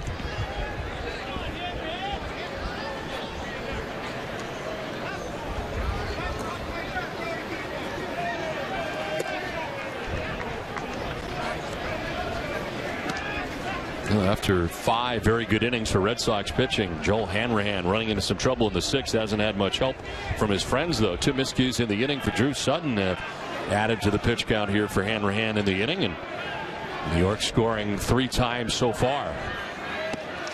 Strike over the outside corner. Red Sox do have action in their pen as Shinichi Tozawa warms in the Red Sox pen. I've already seen Dempster, Uehara, and Miller today. Johnson, the 8th batter of the inning for New York.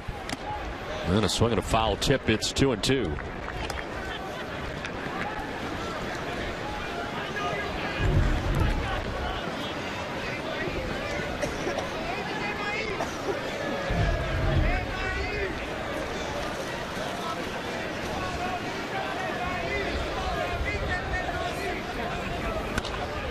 Popped up foul, back and out of play.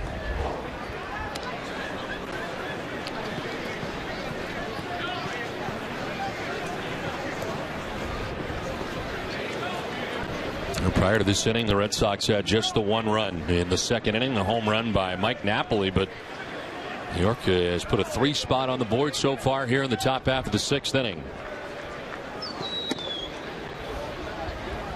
That's 30 pitches this inning for Hanrahan. That's much more than what they had hoped for, I think, in this one inning from him.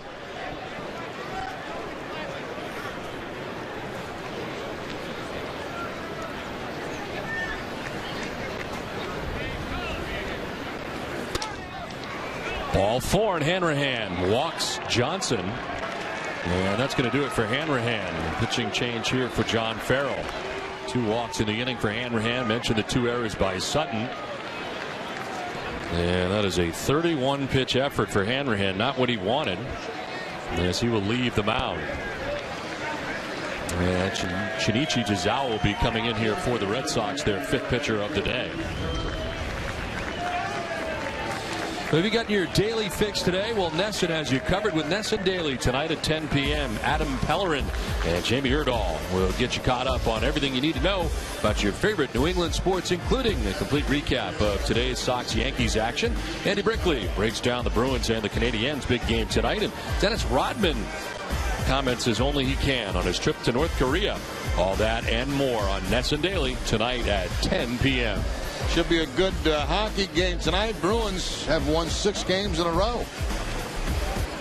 Well, some Kevin Youkilis fans have made their way from Tampa Bay here into JetBlue Park. Of course, Yankees training in Tampa Bay, and tough outing for Joel Hanrahan as he departs responsible for the men on. The Yankees will have the bases loaded. 3 runs into the inning. There have been 2 miscues in the inning.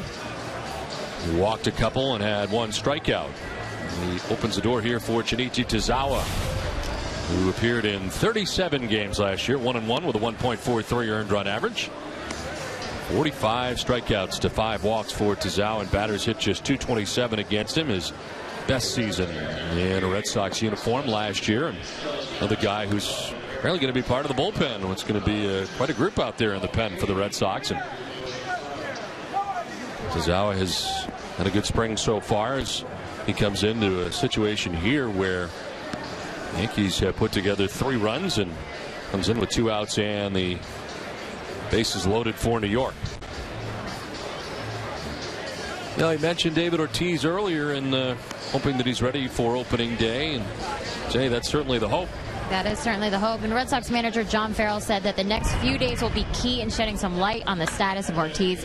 Farrell believes in the next 3 days they'll tell a lot about where David is at with his ability to remain loose. I actually spoke with Ortiz before the game, and he told me that he's making progress every day, but he did admit to being a bit sore last night after running the bases at full speed during yesterday's workout. He took today off from running the bases. Farrell suggested Saturday that if all is well and all is going as planned, Ortiz would be seeing some game action by the end of this week. Speaking with David, though, he said he's not rushing this. He's going to get out there right when he can. Jerry, one thing to take away from this, John Farrell did say that he's still calling his opening day DH David Ortiz. Yeah, and there's still plenty of time left. We had the benefit of the long spring this year because of the World Baseball Classic. So, still 4 weeks left in spring training. That's a long time, and that still gives David, as long as he can get some at-bats and get those, maybe 30 at-bats during spring training, that'd be probably plenty for him. Strike 1 to Melky Mesa, center fielder for the Yankees. 3rd at bat of the day. He's grounded out to 3rd base and struck out swinging.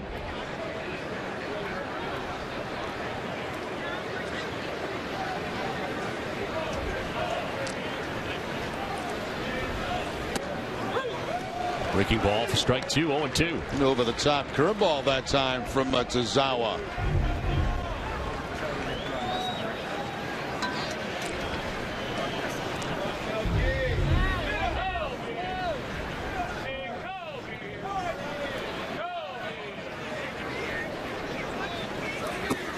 Mesa tried to hold up. Did he? No. He went around and strikes out. The inning comes to an end. Well, Jizawa puts an end to a tough inning for Red Sox pitching and Joel Hanrahan. The Yankees score 3 times and lead it 3-1.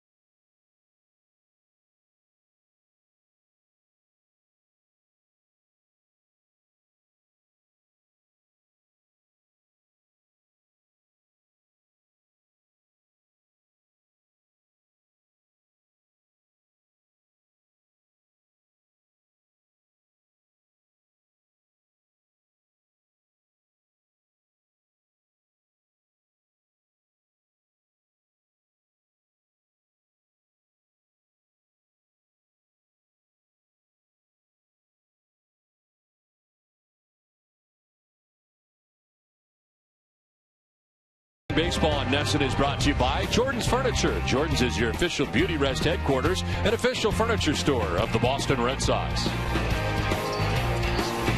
Well, a gusty day here today at JetBlue Park, Fenway South. And a cool day with clouds above at JetBlue Park as the Red Sox now trail 3-1 to the Yankees. We get ready for the bottom of the 6th inning. Red Sox out hitting the Yankees 4-3, but 2 miscues. Big miscues as it works out in the top half of this inning, leading to the Yankees' 2-run lead. And it's Dustin Pedroia to lead it off. Pedroia 1 for 2. Singled in the 4th inning. Jose Ramirez back on the mound for New York, but that's about all that is the same on the Yankees defense, as they have wholesale changes. Some I know about and some I don't. Well, we're getting it together now as we... I don't know anything about the left side of the infield. Do you know anything about the left side of the infield? Seager's at third base. Okay. Marosakic is a shortstop.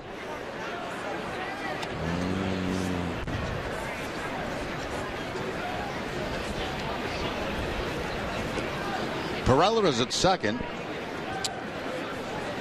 I have Merton at first. Who's at third? Seager. He just made a throw in the dirt, but it's dug out by Merton at first base. So Seager making that play down at third base, and retired is Dustin Pedroia for the first out of the inning. It's not fair showing us a replay when we're still trying to get the changes into the ball game. That was unfair. That's unfair. Yep. Put that one on the truck. One out in the inning. Here's Stephen Drew for his 3rd at bat of the day. He's grounded back to the mound and single to right field, 1 for 2. Lions 1 to right. Tyler Austin is there to make the catch for the 2nd out of the inning. I want to invite you to be there for the opening homestand of the 2013 season as the Baltimore Orioles visit Fenway Park for a 3-game series, starting with the home opener April 8th through April 11th. The action continues April 12th through Marathon Monday on the 15th when the Sox battle Tampa Bay. Get your tickets for these great matchups at redsox.com/tickets. 2 down in the last of the 6th inning as Mauro Gomez bats for the first time. Gomez taking over at first base for Mike Napoli, who had gone 1 for 2 with a home run in the 2nd inning. Gomez getting his first at bat.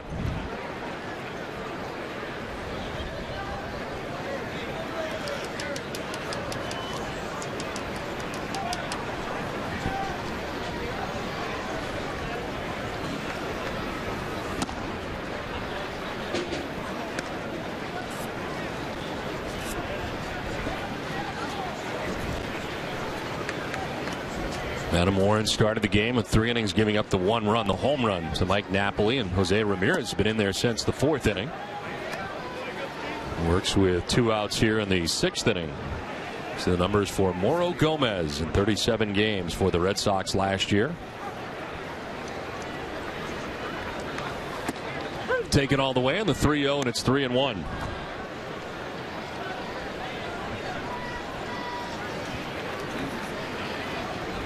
Jose Ramirez has retired the last 5 Red Sox in a row and 7 of the last 8.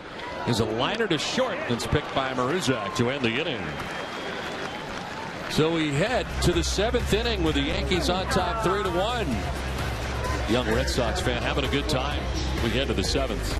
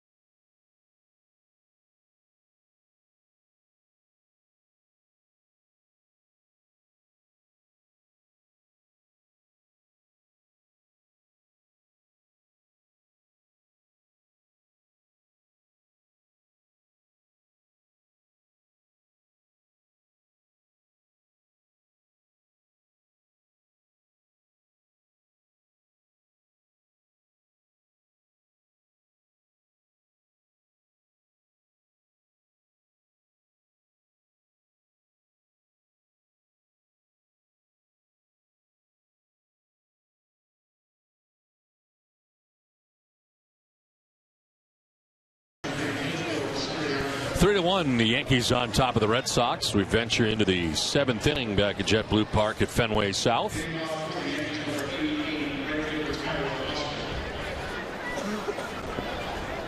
Shinichi Tazawa back on the mound for the Red Sox as we start this 7th inning.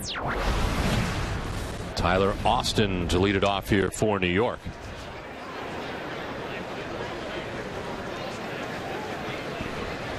Takes over for Zoilo Almonte, who is 0 for 2. Ground out and a strikeout.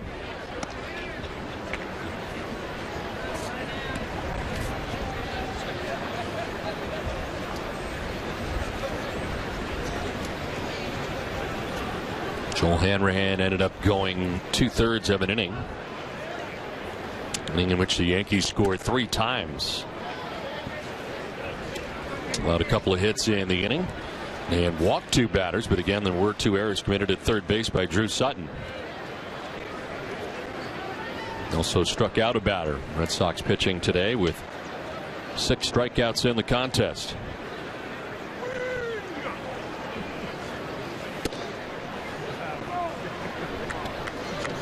Well, today's Inside Word on NESN comes to you courtesy of Bob's Discount Furniture. Let's go down to field level where Jenny's standing by with Stephen Drew.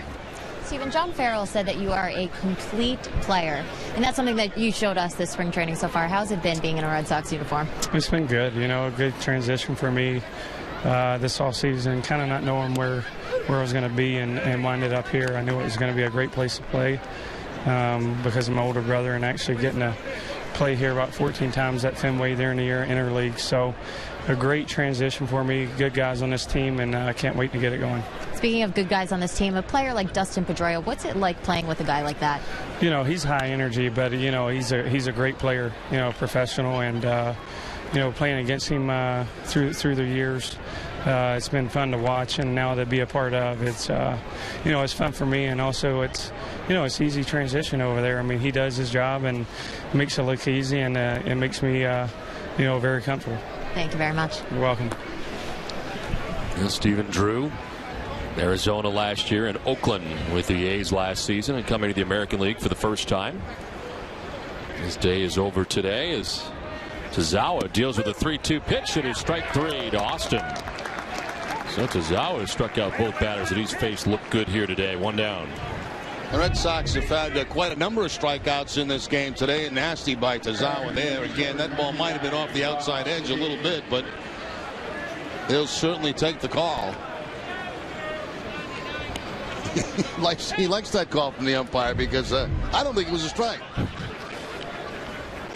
Tazawa's second K. Red Sox pitching with 8 today. Rob Segadin, the batter, took over at third base. Batting with 1 out, nobody on in the Yankees' 7th inning.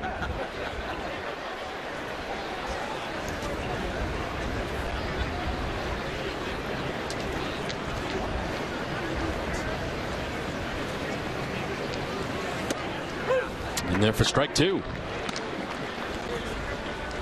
Well, the Red Sox defense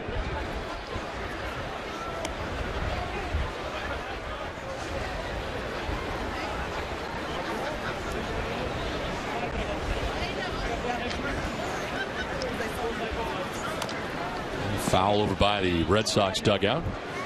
Red Sox defense now has Nava in left, Mitch Meyer in center, Pedro Siriaco in the game in right, Drew Sutton at third, Brock Holt at shortstop, Justin Henry at second base, Mauro Gomez at first, Ryan Lavarnway doing the catching for Shinichi Tazawa. And that matches up what we have, Don, so that's a good awesome thing. Yeah, it's good. Good thing. Swing and a miss, and Tazawa strikes out his third batter. 2 down in the 7th inning.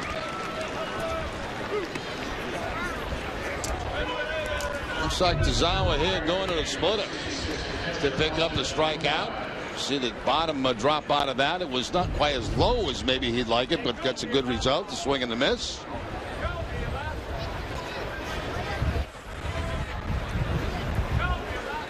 Two down for Austin Romine. Romine coming in to catch for the Yankees last inning and takes the breaking ball for strike 1. It's in the spot of Bobby Wilson, who had been 0 for 2 in the game. 31 games last year in the minor leagues for Austin Romine.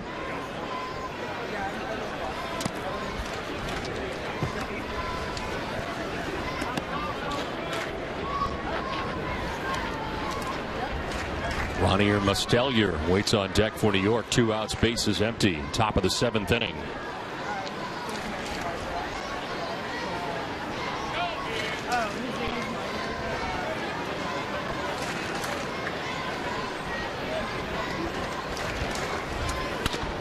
On the ground right side, Justin Henry at second base. The toss to first that ends the inning. Otsuzawa retires all 4 batters that he faces. The Yankees have a 3-1 lead, 7th inning stretch. Today's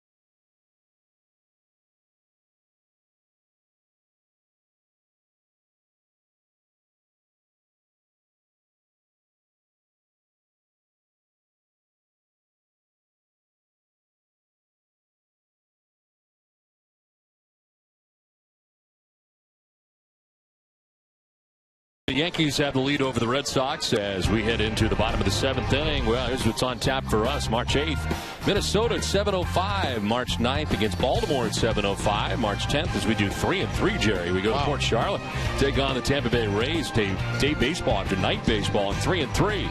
That's giving the announcers some spring training. Then March 15th, Minnesota night game, and March 17th take on the Tampa Bay Rays here at JetBlue Park at 1:35. So. I don't know if I'm ready for 3 in a row, John. I don't think I've thrown enough pitches yet to get through 3. You're not there. You haven't stretched it out enough. No, I haven't stretched it out. No. I'm coming off injury, too. Well, it's supposed to be warm here in Florida during spring training, but it's not been, especially not in the sunshine. I'll tell you what, it was cold out on the one eye last night. I bet it was. Wow. Chase Whitley is the new pitcher for the Yankees. Last year at Scranton Wilkes-Barre, 41 appearances, 9-5, 3.25 earned run average, 66 Ks and 80 1/3 innings. Takes over for Jose Ramirez, who went 3 innings, giving up 3 hits, no runs. Didn't walk anybody and struck out a batter. So the first 2 Yankees pitchers both going 3 innings. Adam Warren started the game for New York, gave up a run, the home run to Napoli. 3 shutout innings for Jose Ramirez. And now Chase Whitley into pitch the bottom of the 7th inning. Daniel Nava has played the entire game so far for Boston, and he leads it off. Nava takes strike 1. Why is it, Don, when they say it's 50 degrees in Boston, it's, you don't feel that bad, but when it's 50 down here, it feels bad. I mean, it's cold. Yeah, it's cold. Well, part of it is we really didn't dress for it. I think that's part of it. I mean, usually bounce around in shorts down here during the spring, normally. I only brought 2 pair of pants, 2 pair of jeans, that's it. Usually I wear shorts all the time. You might have to go shopping. I don't think so.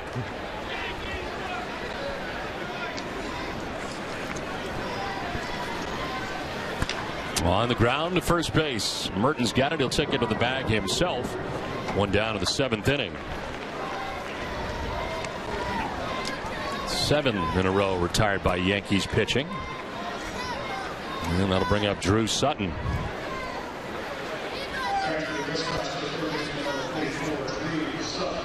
Drew Sutton had a couple of miscues in the field. Part of the Yankees' 3-run attack in the 6th inning. He was at third base. And now bats for the first time. Middlebrooks today had walked and grounded into a fielder's choice. 0 for 1 for the Red Sox starting third baseman, but Sutton getting his first at bat. And a grounder up the middle, kicks towards Morozak at short, and he throws out Sutton for the second out of the inning.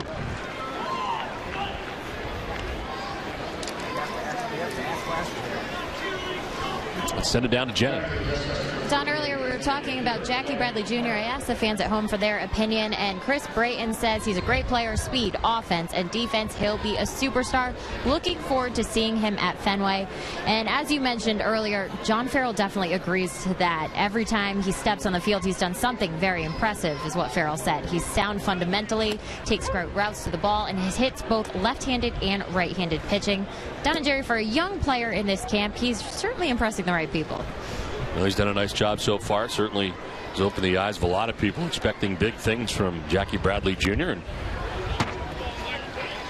One of the things that impresses me about him is his demeanor. You know, he seems very relaxed, and that's not the case for a lot of guys that are in spring training for the first time. It seems like he's been here before, plays that way, and you know, it's going to be fun to watch the development of a guy that could be a very, very good major league player. Well, you wonder, though, you got Jacoby Ellsbury playing every day in center field. Is it better for Jackie Bradley Jr. to be playing every day in Pawtucket to begin the year? Oh, I would think so. Yeah, absolutely. And, you know, I don't think they're going to have him around a big league team to sit on the bench. Now, strike 3 to Carp. He goes looking. The Yankees pitching has retired 9 batters in a row. We're through 7 from JetBlue Park. New York on top of Boston, 3-1.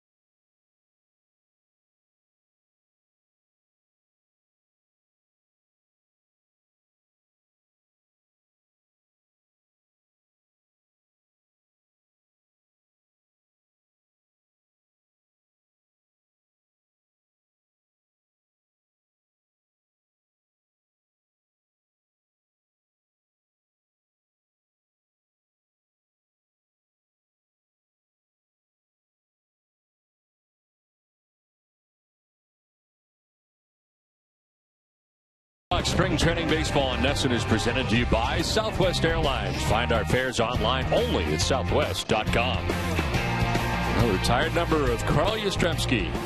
One of the numbers here outside JetBlue Park. Of course, Ted Williams. They're all lined up out there as Jim Rice and Carlton Fisk. With some big numbers. You get a chance to get a picture with those numbers when you come here to JetBlue Park. Fans coming down. They are huge outside the ballpark. And the Yankees with a 3-1 lead. Andrew Bailey into the game for Boston. 19 appearances last year after being injured in spring training and starting the year on the DL. Higher earned run average of 7.04. He was 6 out of 9 in save opportunities. Begins this year in a setup role for the Red Sox. Joel Hanrahan. And the closer by John Farrell during the offseason after the Red Sox got Hanrahan. Mestellier to lead it off for New York here in the 8th with the Yankees on top, 3-1. Ronnie Mestellier last year in 114 games hit .314. First at bat today, took over defensively an inning ago. The Red Sox pitching with 9 strikeouts today between Dempster, Uehara, Miller, Hanrahan, and Tazawa. Junichi Tazawa had 3 strikeouts in his inning and a third of work. Didn't allow a hit nor a run.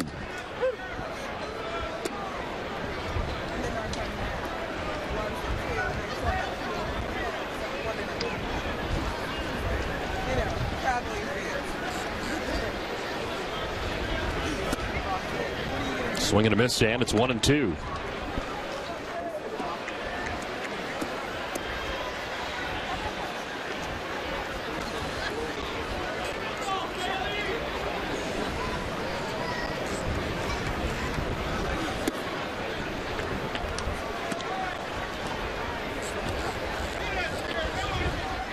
Andrew Bailey, who had 26 saves in his first year with the Oakland A's, then 25 and 24. Staying healthy, always a problem for Andrew Bailey over the course of his career. Originally a 6th-round pick by the Oakland A's, and he strikes out Mastilier for the first out of the 8th. That's strikeout number 10 for Sox pitching today. Now we've seen some very good pitching in this ball game this afternoon. Again, Bailey going to the corner, the outside corner, to pick up the strikeout. I mean, a lot of these strikeouts are being taken because they're nasty pitches. I mean, they're unhittable pitches.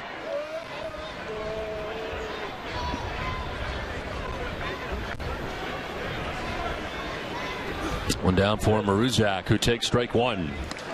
Well, the Eastern Conference leading Boston Bruins look to continue their winning ways on NESN Tuesday night when they visit Alex Ovechkin and the Washington Capitals.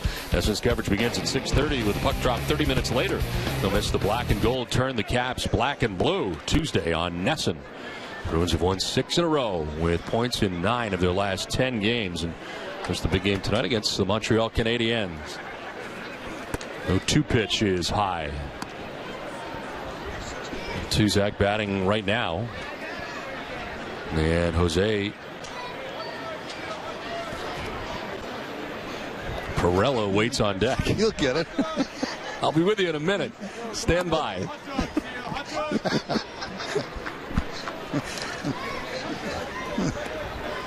I worked with a guy like that once. He starts for a stat and it's stand by, and then like 5 games later I was still standing by. I'll be with you in a minute. No.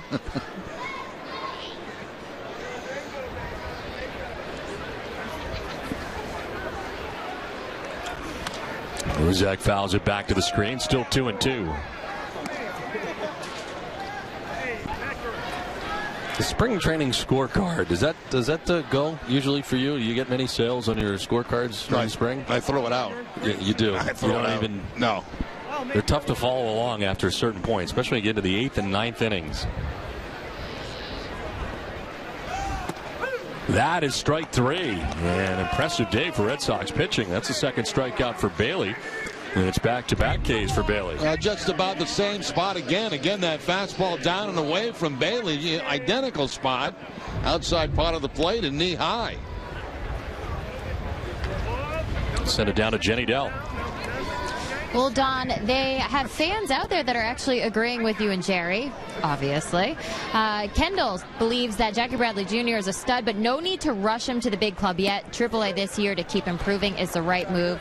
And John Farrell actually touched upon this last week when he was asked if there's a chance that Jackie Bradley could make the big league roster for opening day. Farrell said he's certainly not ruling it out, but Don, he said he'd be served well to get at-bats in the minor leagues before he comes up.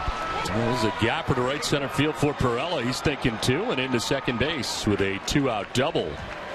Send a gapper into right center field between Siriaco and Meyer. Yeah, getting back to that Jackie Bradley Jr. situation as we look at the replay, it doesn't make any sense to have a kid with all that talent sitting on a bench in Boston. I mean, he's got to be playing. And the fact is, you know, if you're not going to be an everyday player at the big league level, you're really wasting talented time and developmental time down at the minor leagues. But you can tell just by watching him, the way he carries himself and the way he's a big leaguer. It just may take a little time. Well, Murphy ropes one down the left field line. It is a fair ball. Round from second. Comes Pirela, and Murphy at second base will be safe with an RBI double that has New York on top 4-1.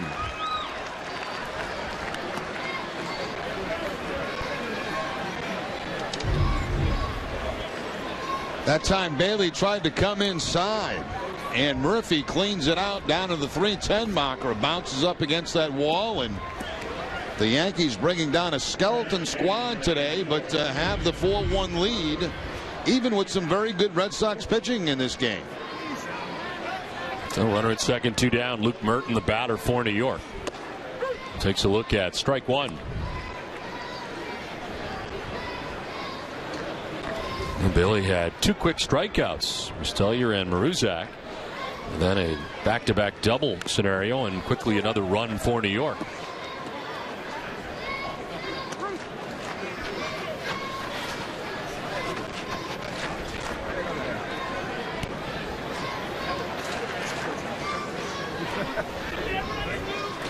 So Dempster today, Uehara, Miller, Hanrahan, Tozawa, and now Bailey.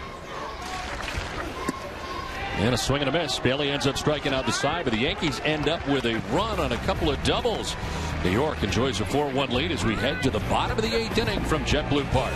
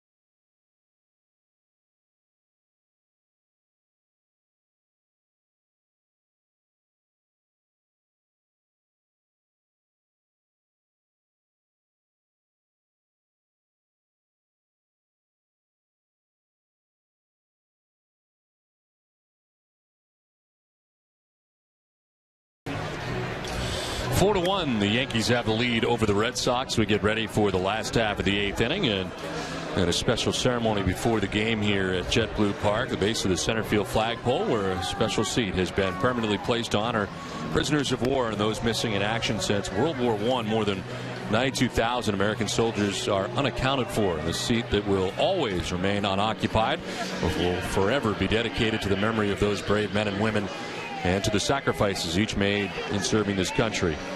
As a nice touch by the Red Sox today here at JetBlue Park. And certainly you are not forgotten as we head to the bottom of the 8th inning with the Red Sox trailing 4-1.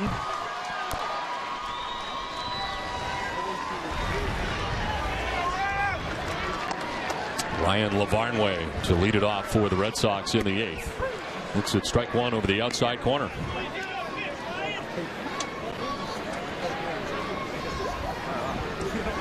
.157 with a couple of home runs for Lavarnway last year.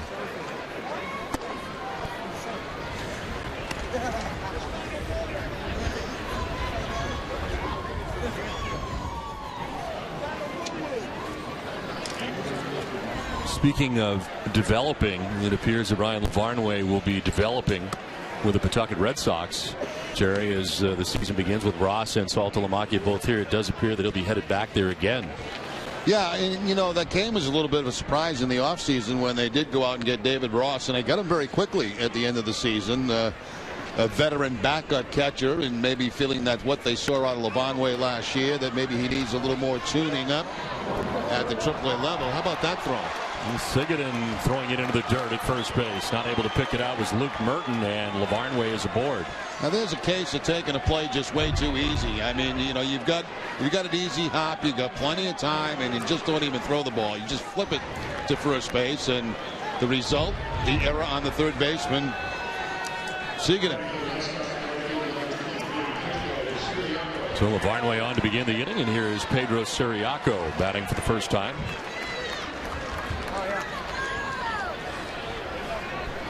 That's for Jackie Bradley Jr., who had been 0 for 2, striking out and flying out. Siriaco found his way into 76 Red Sox games a year ago.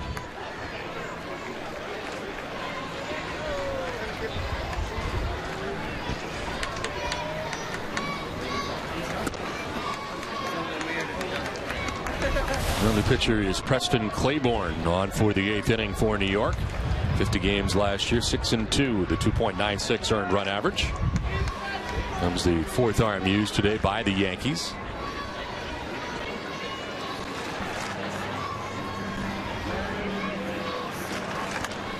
Popped up foul off to the right, out of play.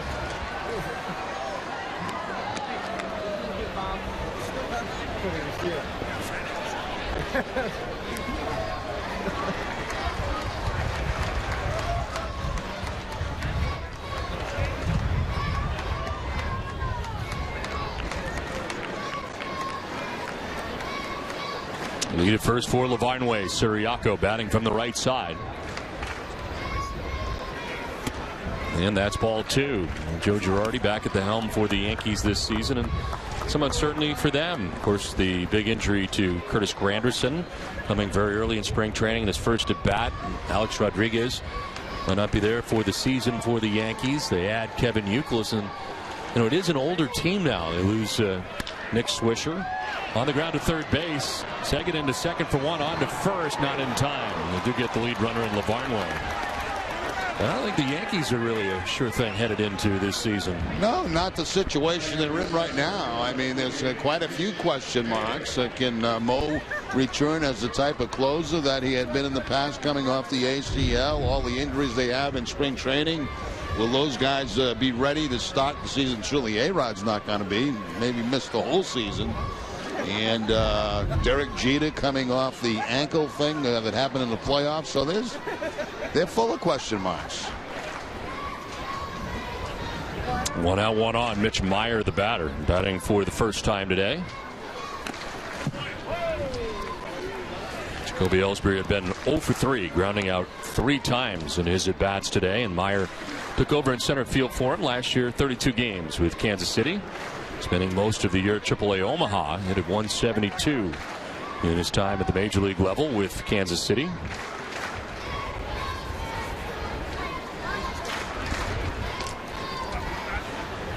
Siriaco back to the bag at first. By the way, that should have been a double play, but Siriaco's speed is so good, he was able to beat that out at first base. That ball was hit hard, a routine double play ball that they couldn't turn because of Siriaco's speed.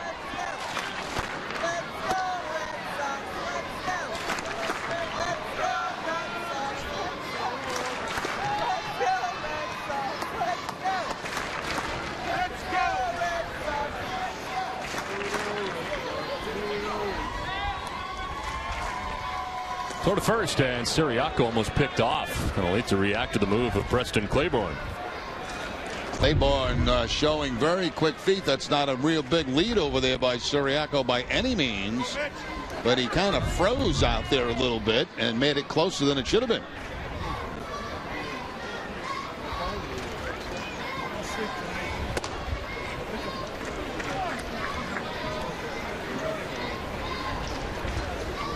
Chase Whitley pitched the 7th inning at a 1-2-3 inning with a strikeout.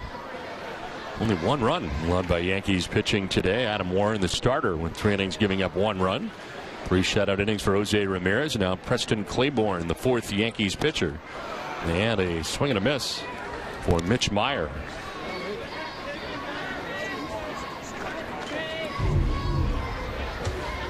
Challenge time. Fastball. Very late swing by Meyer.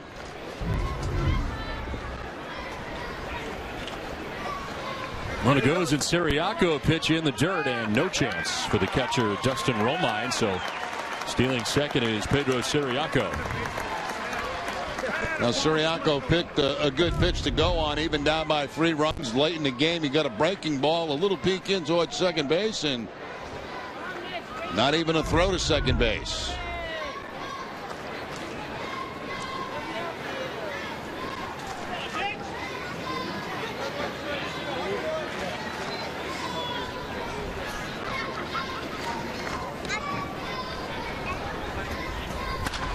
On the ground to shortstop. Ruzak looks the runner back at second. A high throw. And reaching at first base will be Mitch Meyer. So the defense a little shaky here for the Yankees.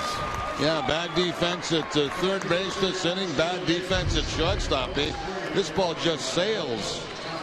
out of the hands of Mrazek. And up off the bag is Merton at first base. He can't come down on time, and the Red Sox got a couple of gift runners in this inning. So an error for the shortstop Mrazek, and the Yankees will change pitchers. As Preston Claiborne's day is over, he goes a third of an inning. Defense not helping him out behind him.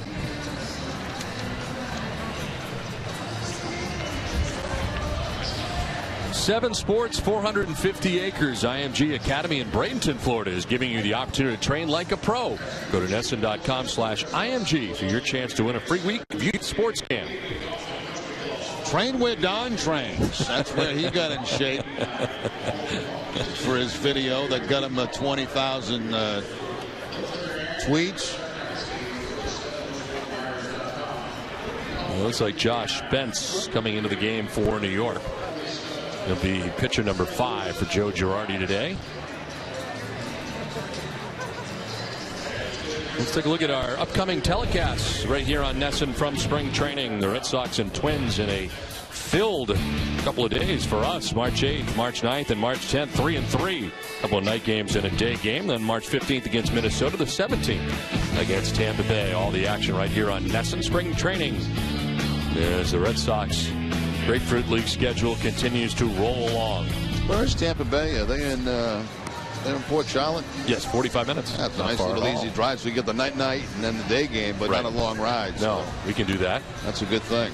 I think our longest trip down here is Clearwater. Yeah, right? that's a tough drive. Yeah. It's a bad drive. Jupiter was on the original spring training list, but it's not anymore. That is.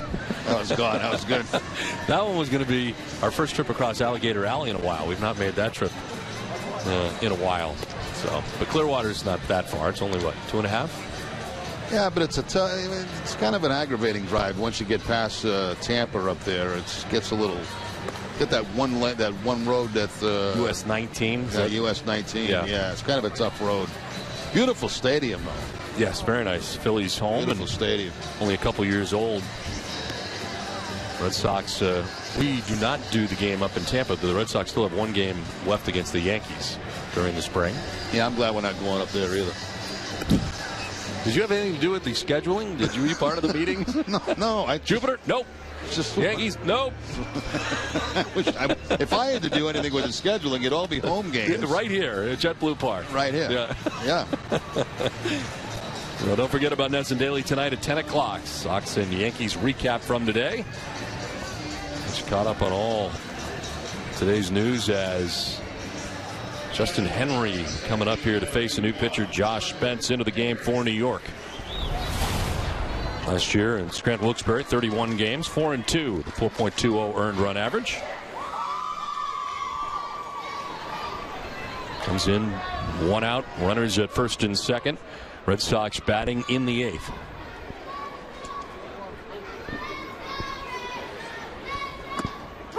There's strike 1 to Henry.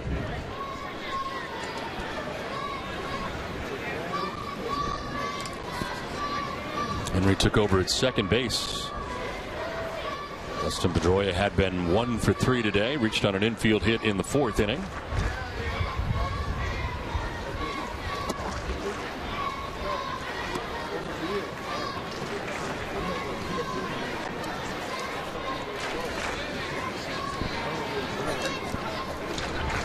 Trying to get the Red Sox going. Some young Red Sox fans here. The "Let's go Red Sox" chant.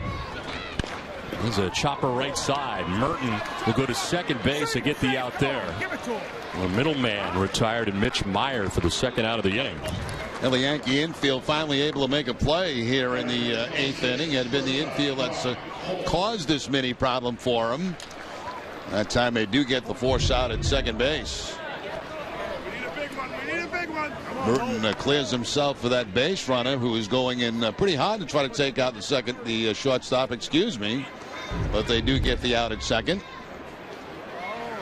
2 errors, 2 fielders' choices in the inning, and with 2 outs and runners at first and third now, here's Brock Holt.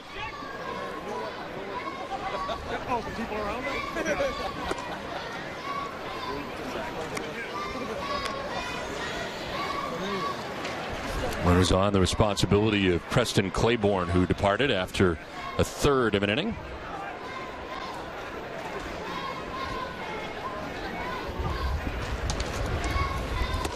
Swing and a miss, and it's 1-1.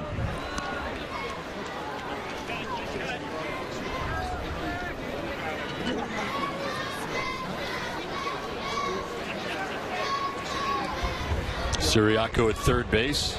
Henry at first base with 2 outs in the Boston eighth. And a pitch outside to make it 2-1 to Brock Holt. Brock Holt, part of the Joel Hanrahan deal, coming over from the Pittsburgh Pirates. And in 24 games last year with the Pirates, hitting at .292. Chop towards second base. Pirello will go to first, and that will end the inning. So the Red Sox threaten but do not score. Lots of great souvenirs here at JetBlue Park. Yankees have 4-1 lead. We head to the 9th inning.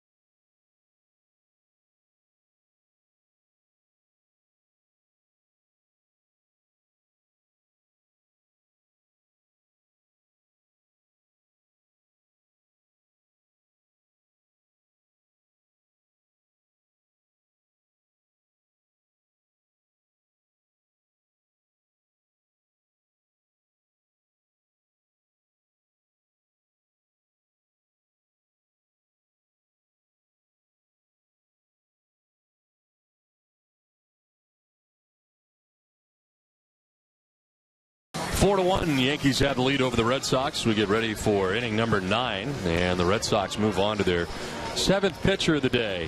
As Andrew Bailey pitched the 8th inning, gave up a run on 2 hits. And the new pitcher for the Red Sox is Pete Ruiz. Last season, 29 games, 5-2 with a 3.48 earned run average. That was in Single A Salem inside the Red Sox farm system. He is a 10th round pick in 2008 for the Red Sox.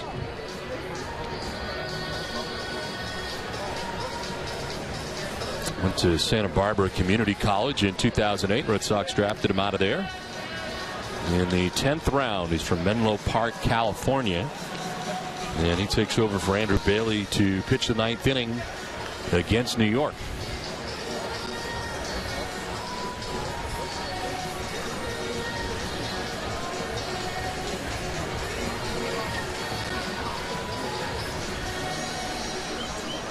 I think it's Thomas Neal leading off here. No, it's Adonis Garcia who is going to bat.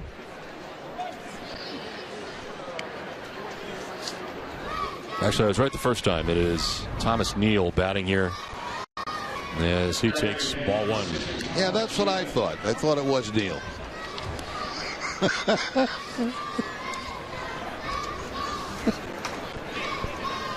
1-0 is out towards right center field. Meyer going back. That is still going, and that ball's into the bullpen. A little home run for Thomas Neal here in the 9th inning to add to the Yankee lead as they jump on top 5-1. You've seen the ball take off pretty good out there today toward that 420 marker, and Neal going to the opposite field with the home run. Inside out swing, generating a lot of power as he puts it out toward that Red Sox bullpen. Don't like to see that when you are called up to the big league camp.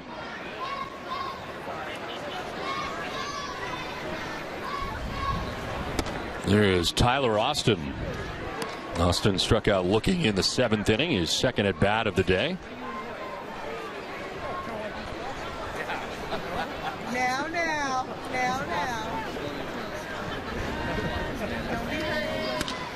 It's a fly ball well to deep left field. Hazelbaker going back onto the track, and he dives and can't get it. He'll rattle around, one hopping the wall, and it's a double for Austin. And a tough start for Pete Ruiz here in the 9th inning. Yeah, but that ball should have been played by somebody out there, whether it be Hazelbaker or Mitch Meyer out there in center field. That's a high fly ball. It's up there an awful long time, and you can see Hazelbaker looking toward the center fielder. He's not there. And grabs right off the top of the glove, and it's going to be a 2-base hit.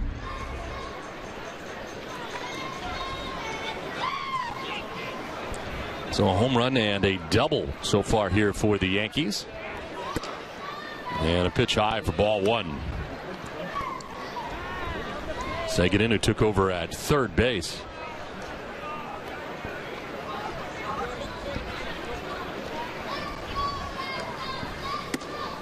And struck out swinging in the 7th inning.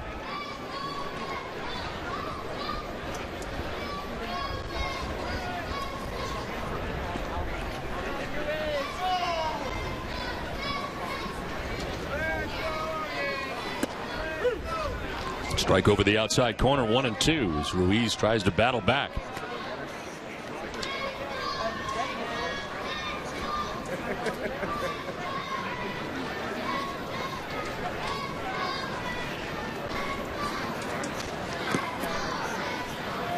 Two and two.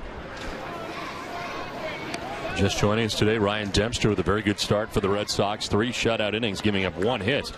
Koji Uehara, 1 shutout inning. Andrew Miller, shutout inning. Joel Hanrahan had a little trouble, but a couple of errors committed behind him. He was charged with 3 runs in 2 1/3. So Shinichi Tozawa for an inning and a third, no hits, no runs, and Andrew Bailey gave up a run in his inning of work today. Back-to-back nice blocks by Lavanway behind home plate. Last 2 pitches, breaking balls in the dirt.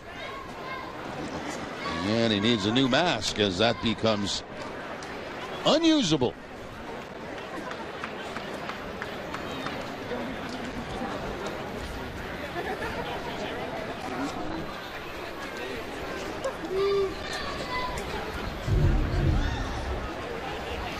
There's the breaking ball down in the dirt, and again just blocking it is Lavanway.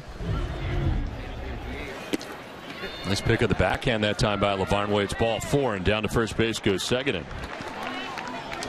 So still nobody out. Runners at first and second for New York. Austin Romine coming up now for the Yankees.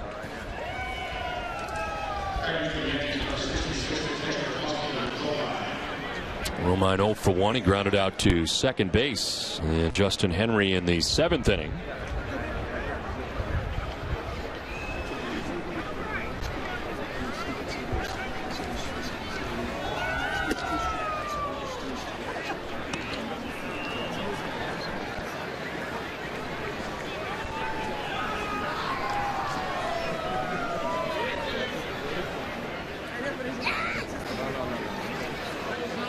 Pickoff play at second, and back in time safely is Austin.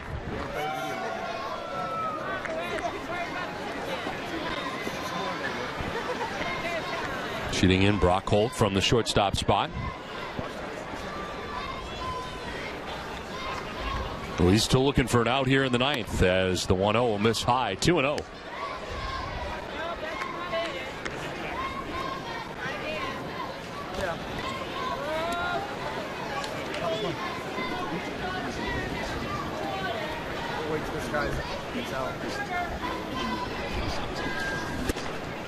Strike call over the outside corner.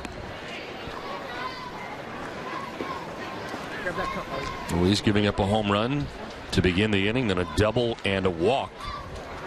4th batter that he has faced since being called in from the pen.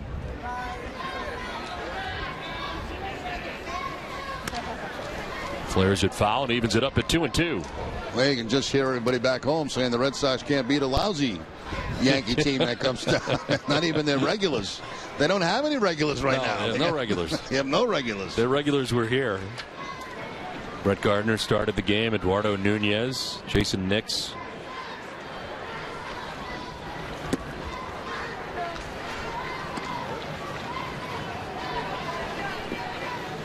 A lot of fans leaving early in this ball game. Of course, it's not unusual when you get to the second part of the ball game and a bunch of players that you really don't know are in there, and unusually cool temperatures here in Florida.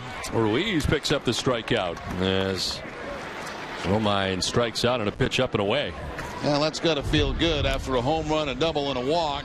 Finally get that strikeout. I think a little bit of help by Romine chasing a pitch that might have been out of the strike zone there, a little bit high. So one out here in the ninth inning. Stellier, the batter, he struck out in the eighth inning looking.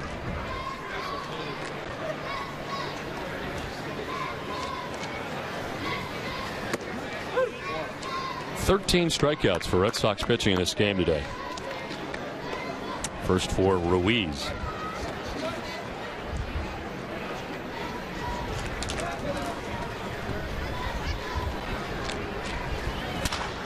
To left field. Hazelbaker's out there, and he'll make the catch below the cap high for the second out of the inning.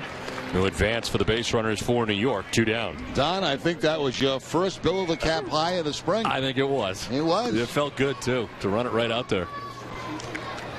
Kind of a typical Yankee fan there, wearing a stocking cap and short sleeve shirts in this chilly weather. With a scarf. Is that a scarf? Yeah, it's very fashionable. A lot of Yankee fans here today. You see a lot of Yankee shirts and caps. Rizak, the batter, with 2 outs here in the ninth inning. Runners at first and second. A run in for New York. The Yankees have a 5-1 lead.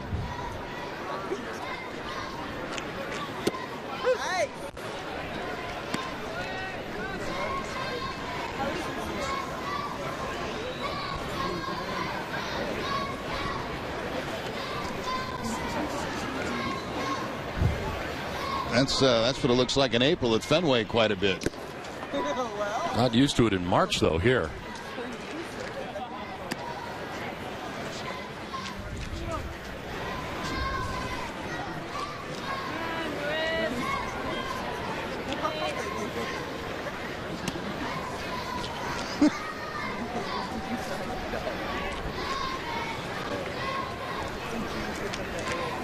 Two 1 pitches in there for strike 2. Breaking ball from Ruiz is starting to settle in here a little bit in his outing. After a tough start, a couple of quick outs, and now even in the count at 2-2 on that last breaking ball.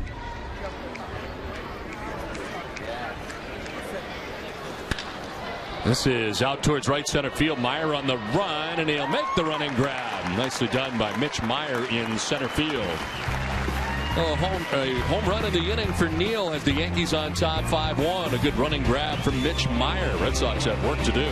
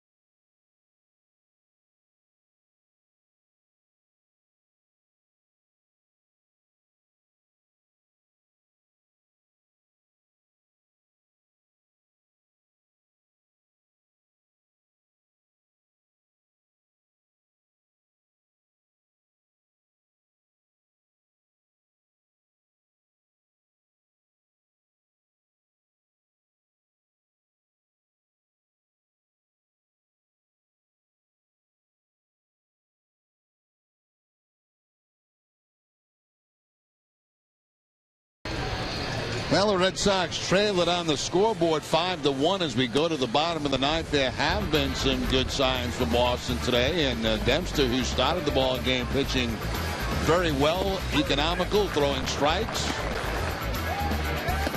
Andrew Miller with a big inning, 3 strikeouts, 1 on a fastball, 2 on sliders, and offensively, Mike Napoli with another home run. This one deep to straightaway center field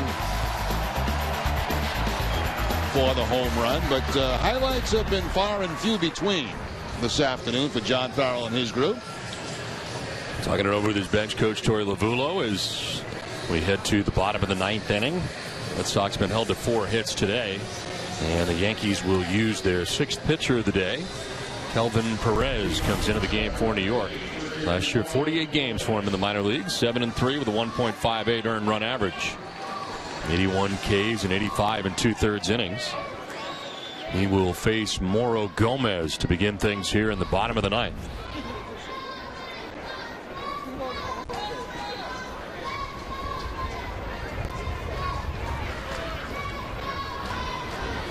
Swing and a miss. Foul tipping it into Austin Romine's glove.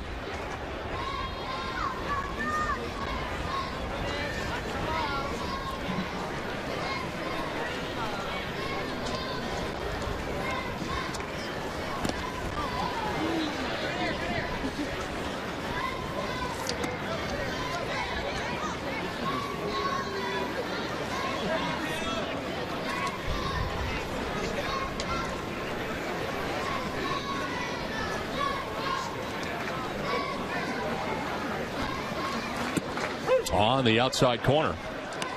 And it's 1-2 to Mauro Gomez.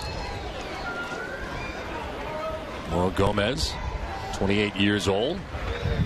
Last year getting into 37 Red Sox games. His major league debut a year ago.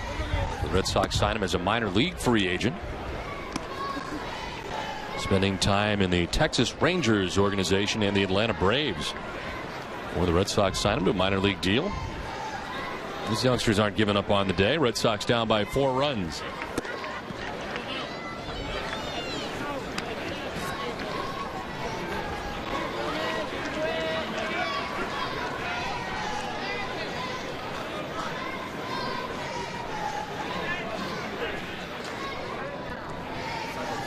(3-2) to Mauro Gomez.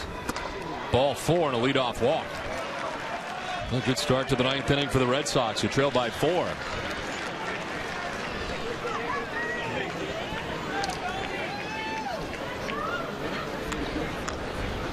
Well, Jeremy Hazelbaker coming up here for the Red Sox.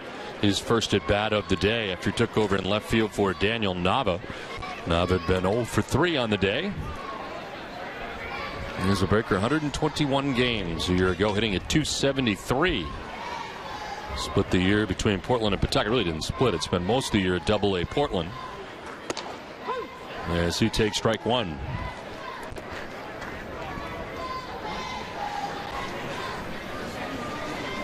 Red Sox 4th round pick in 2009.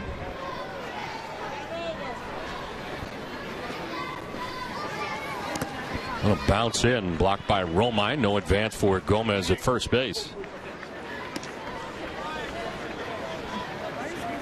Red Sox have to be patient here with Perez. Looks like a guy that will throw the ball all over the place, and you don't want to help him out swinging at bad pitches.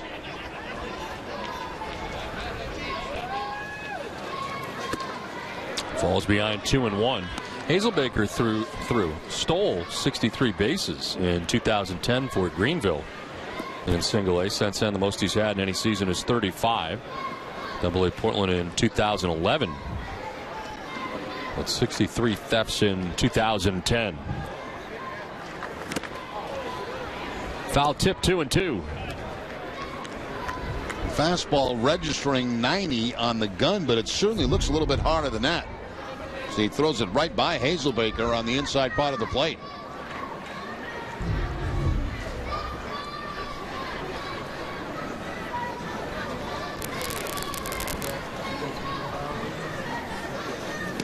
That'll get through. Gomez heads for second base. Romine could not stop that. Back to the backstop it goes. Certainly a blockable ball, too, for Romine. It's a fastball that he just knocked down on right there. He kind of stays up a little bit, gets by him, and Gomez gets in a scoring position with nobody out.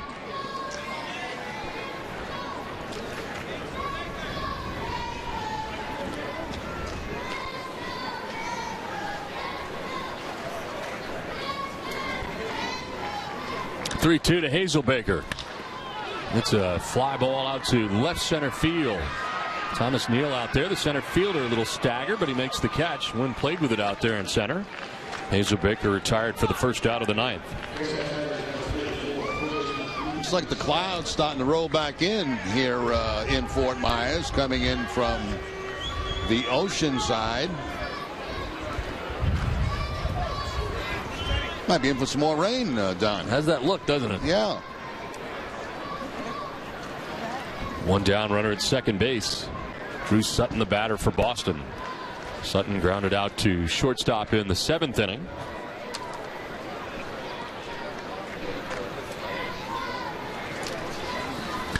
Ground ball right side. Merton's got it. He will flip to the pitcher, and covering that time was Perez. For the out, Gomez takes third, 2 down in the ninth.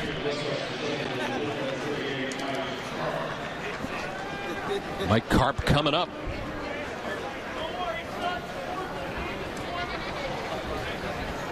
Now Karp struck out swinging in the seventh inning in his only previous at bat. Pinch ran for Jared Saltalamacchia in the fifth inning.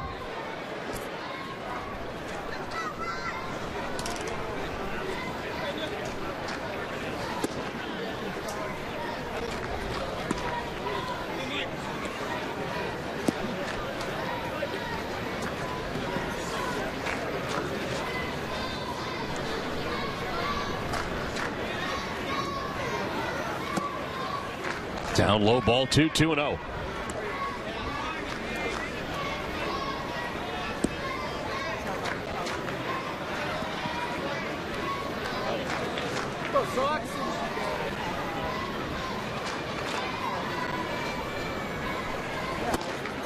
Down and in for ball 3.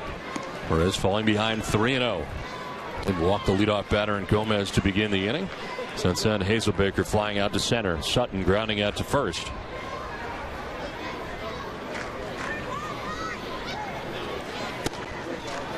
And there's a 4-pitch walk to Mike Karp.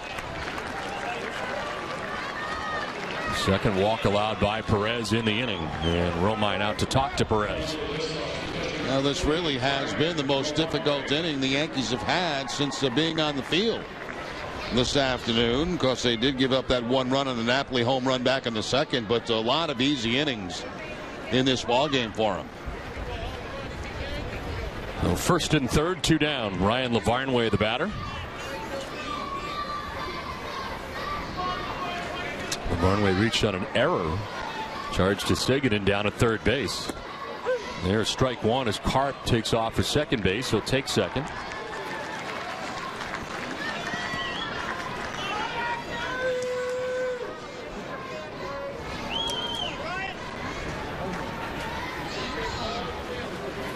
This will get through, and trying to score from third is Gomez. He will. And the Red Sox grab their second run of the day. So another one that gets through. Dustin Romine and the Red Sox grab their second run. Now, we talked about it at the beginning of the inning. You know, Perez looks like the kind of guy that has difficulty throwing strikes, and you don't want to help guys like that out. I mean, that's not even tempting to swing at right there. Breaking ball that just gets away from him. And the second run home for the Red Sox. So those 2 runs coming in the ninth inning, the Yankees look very big right now.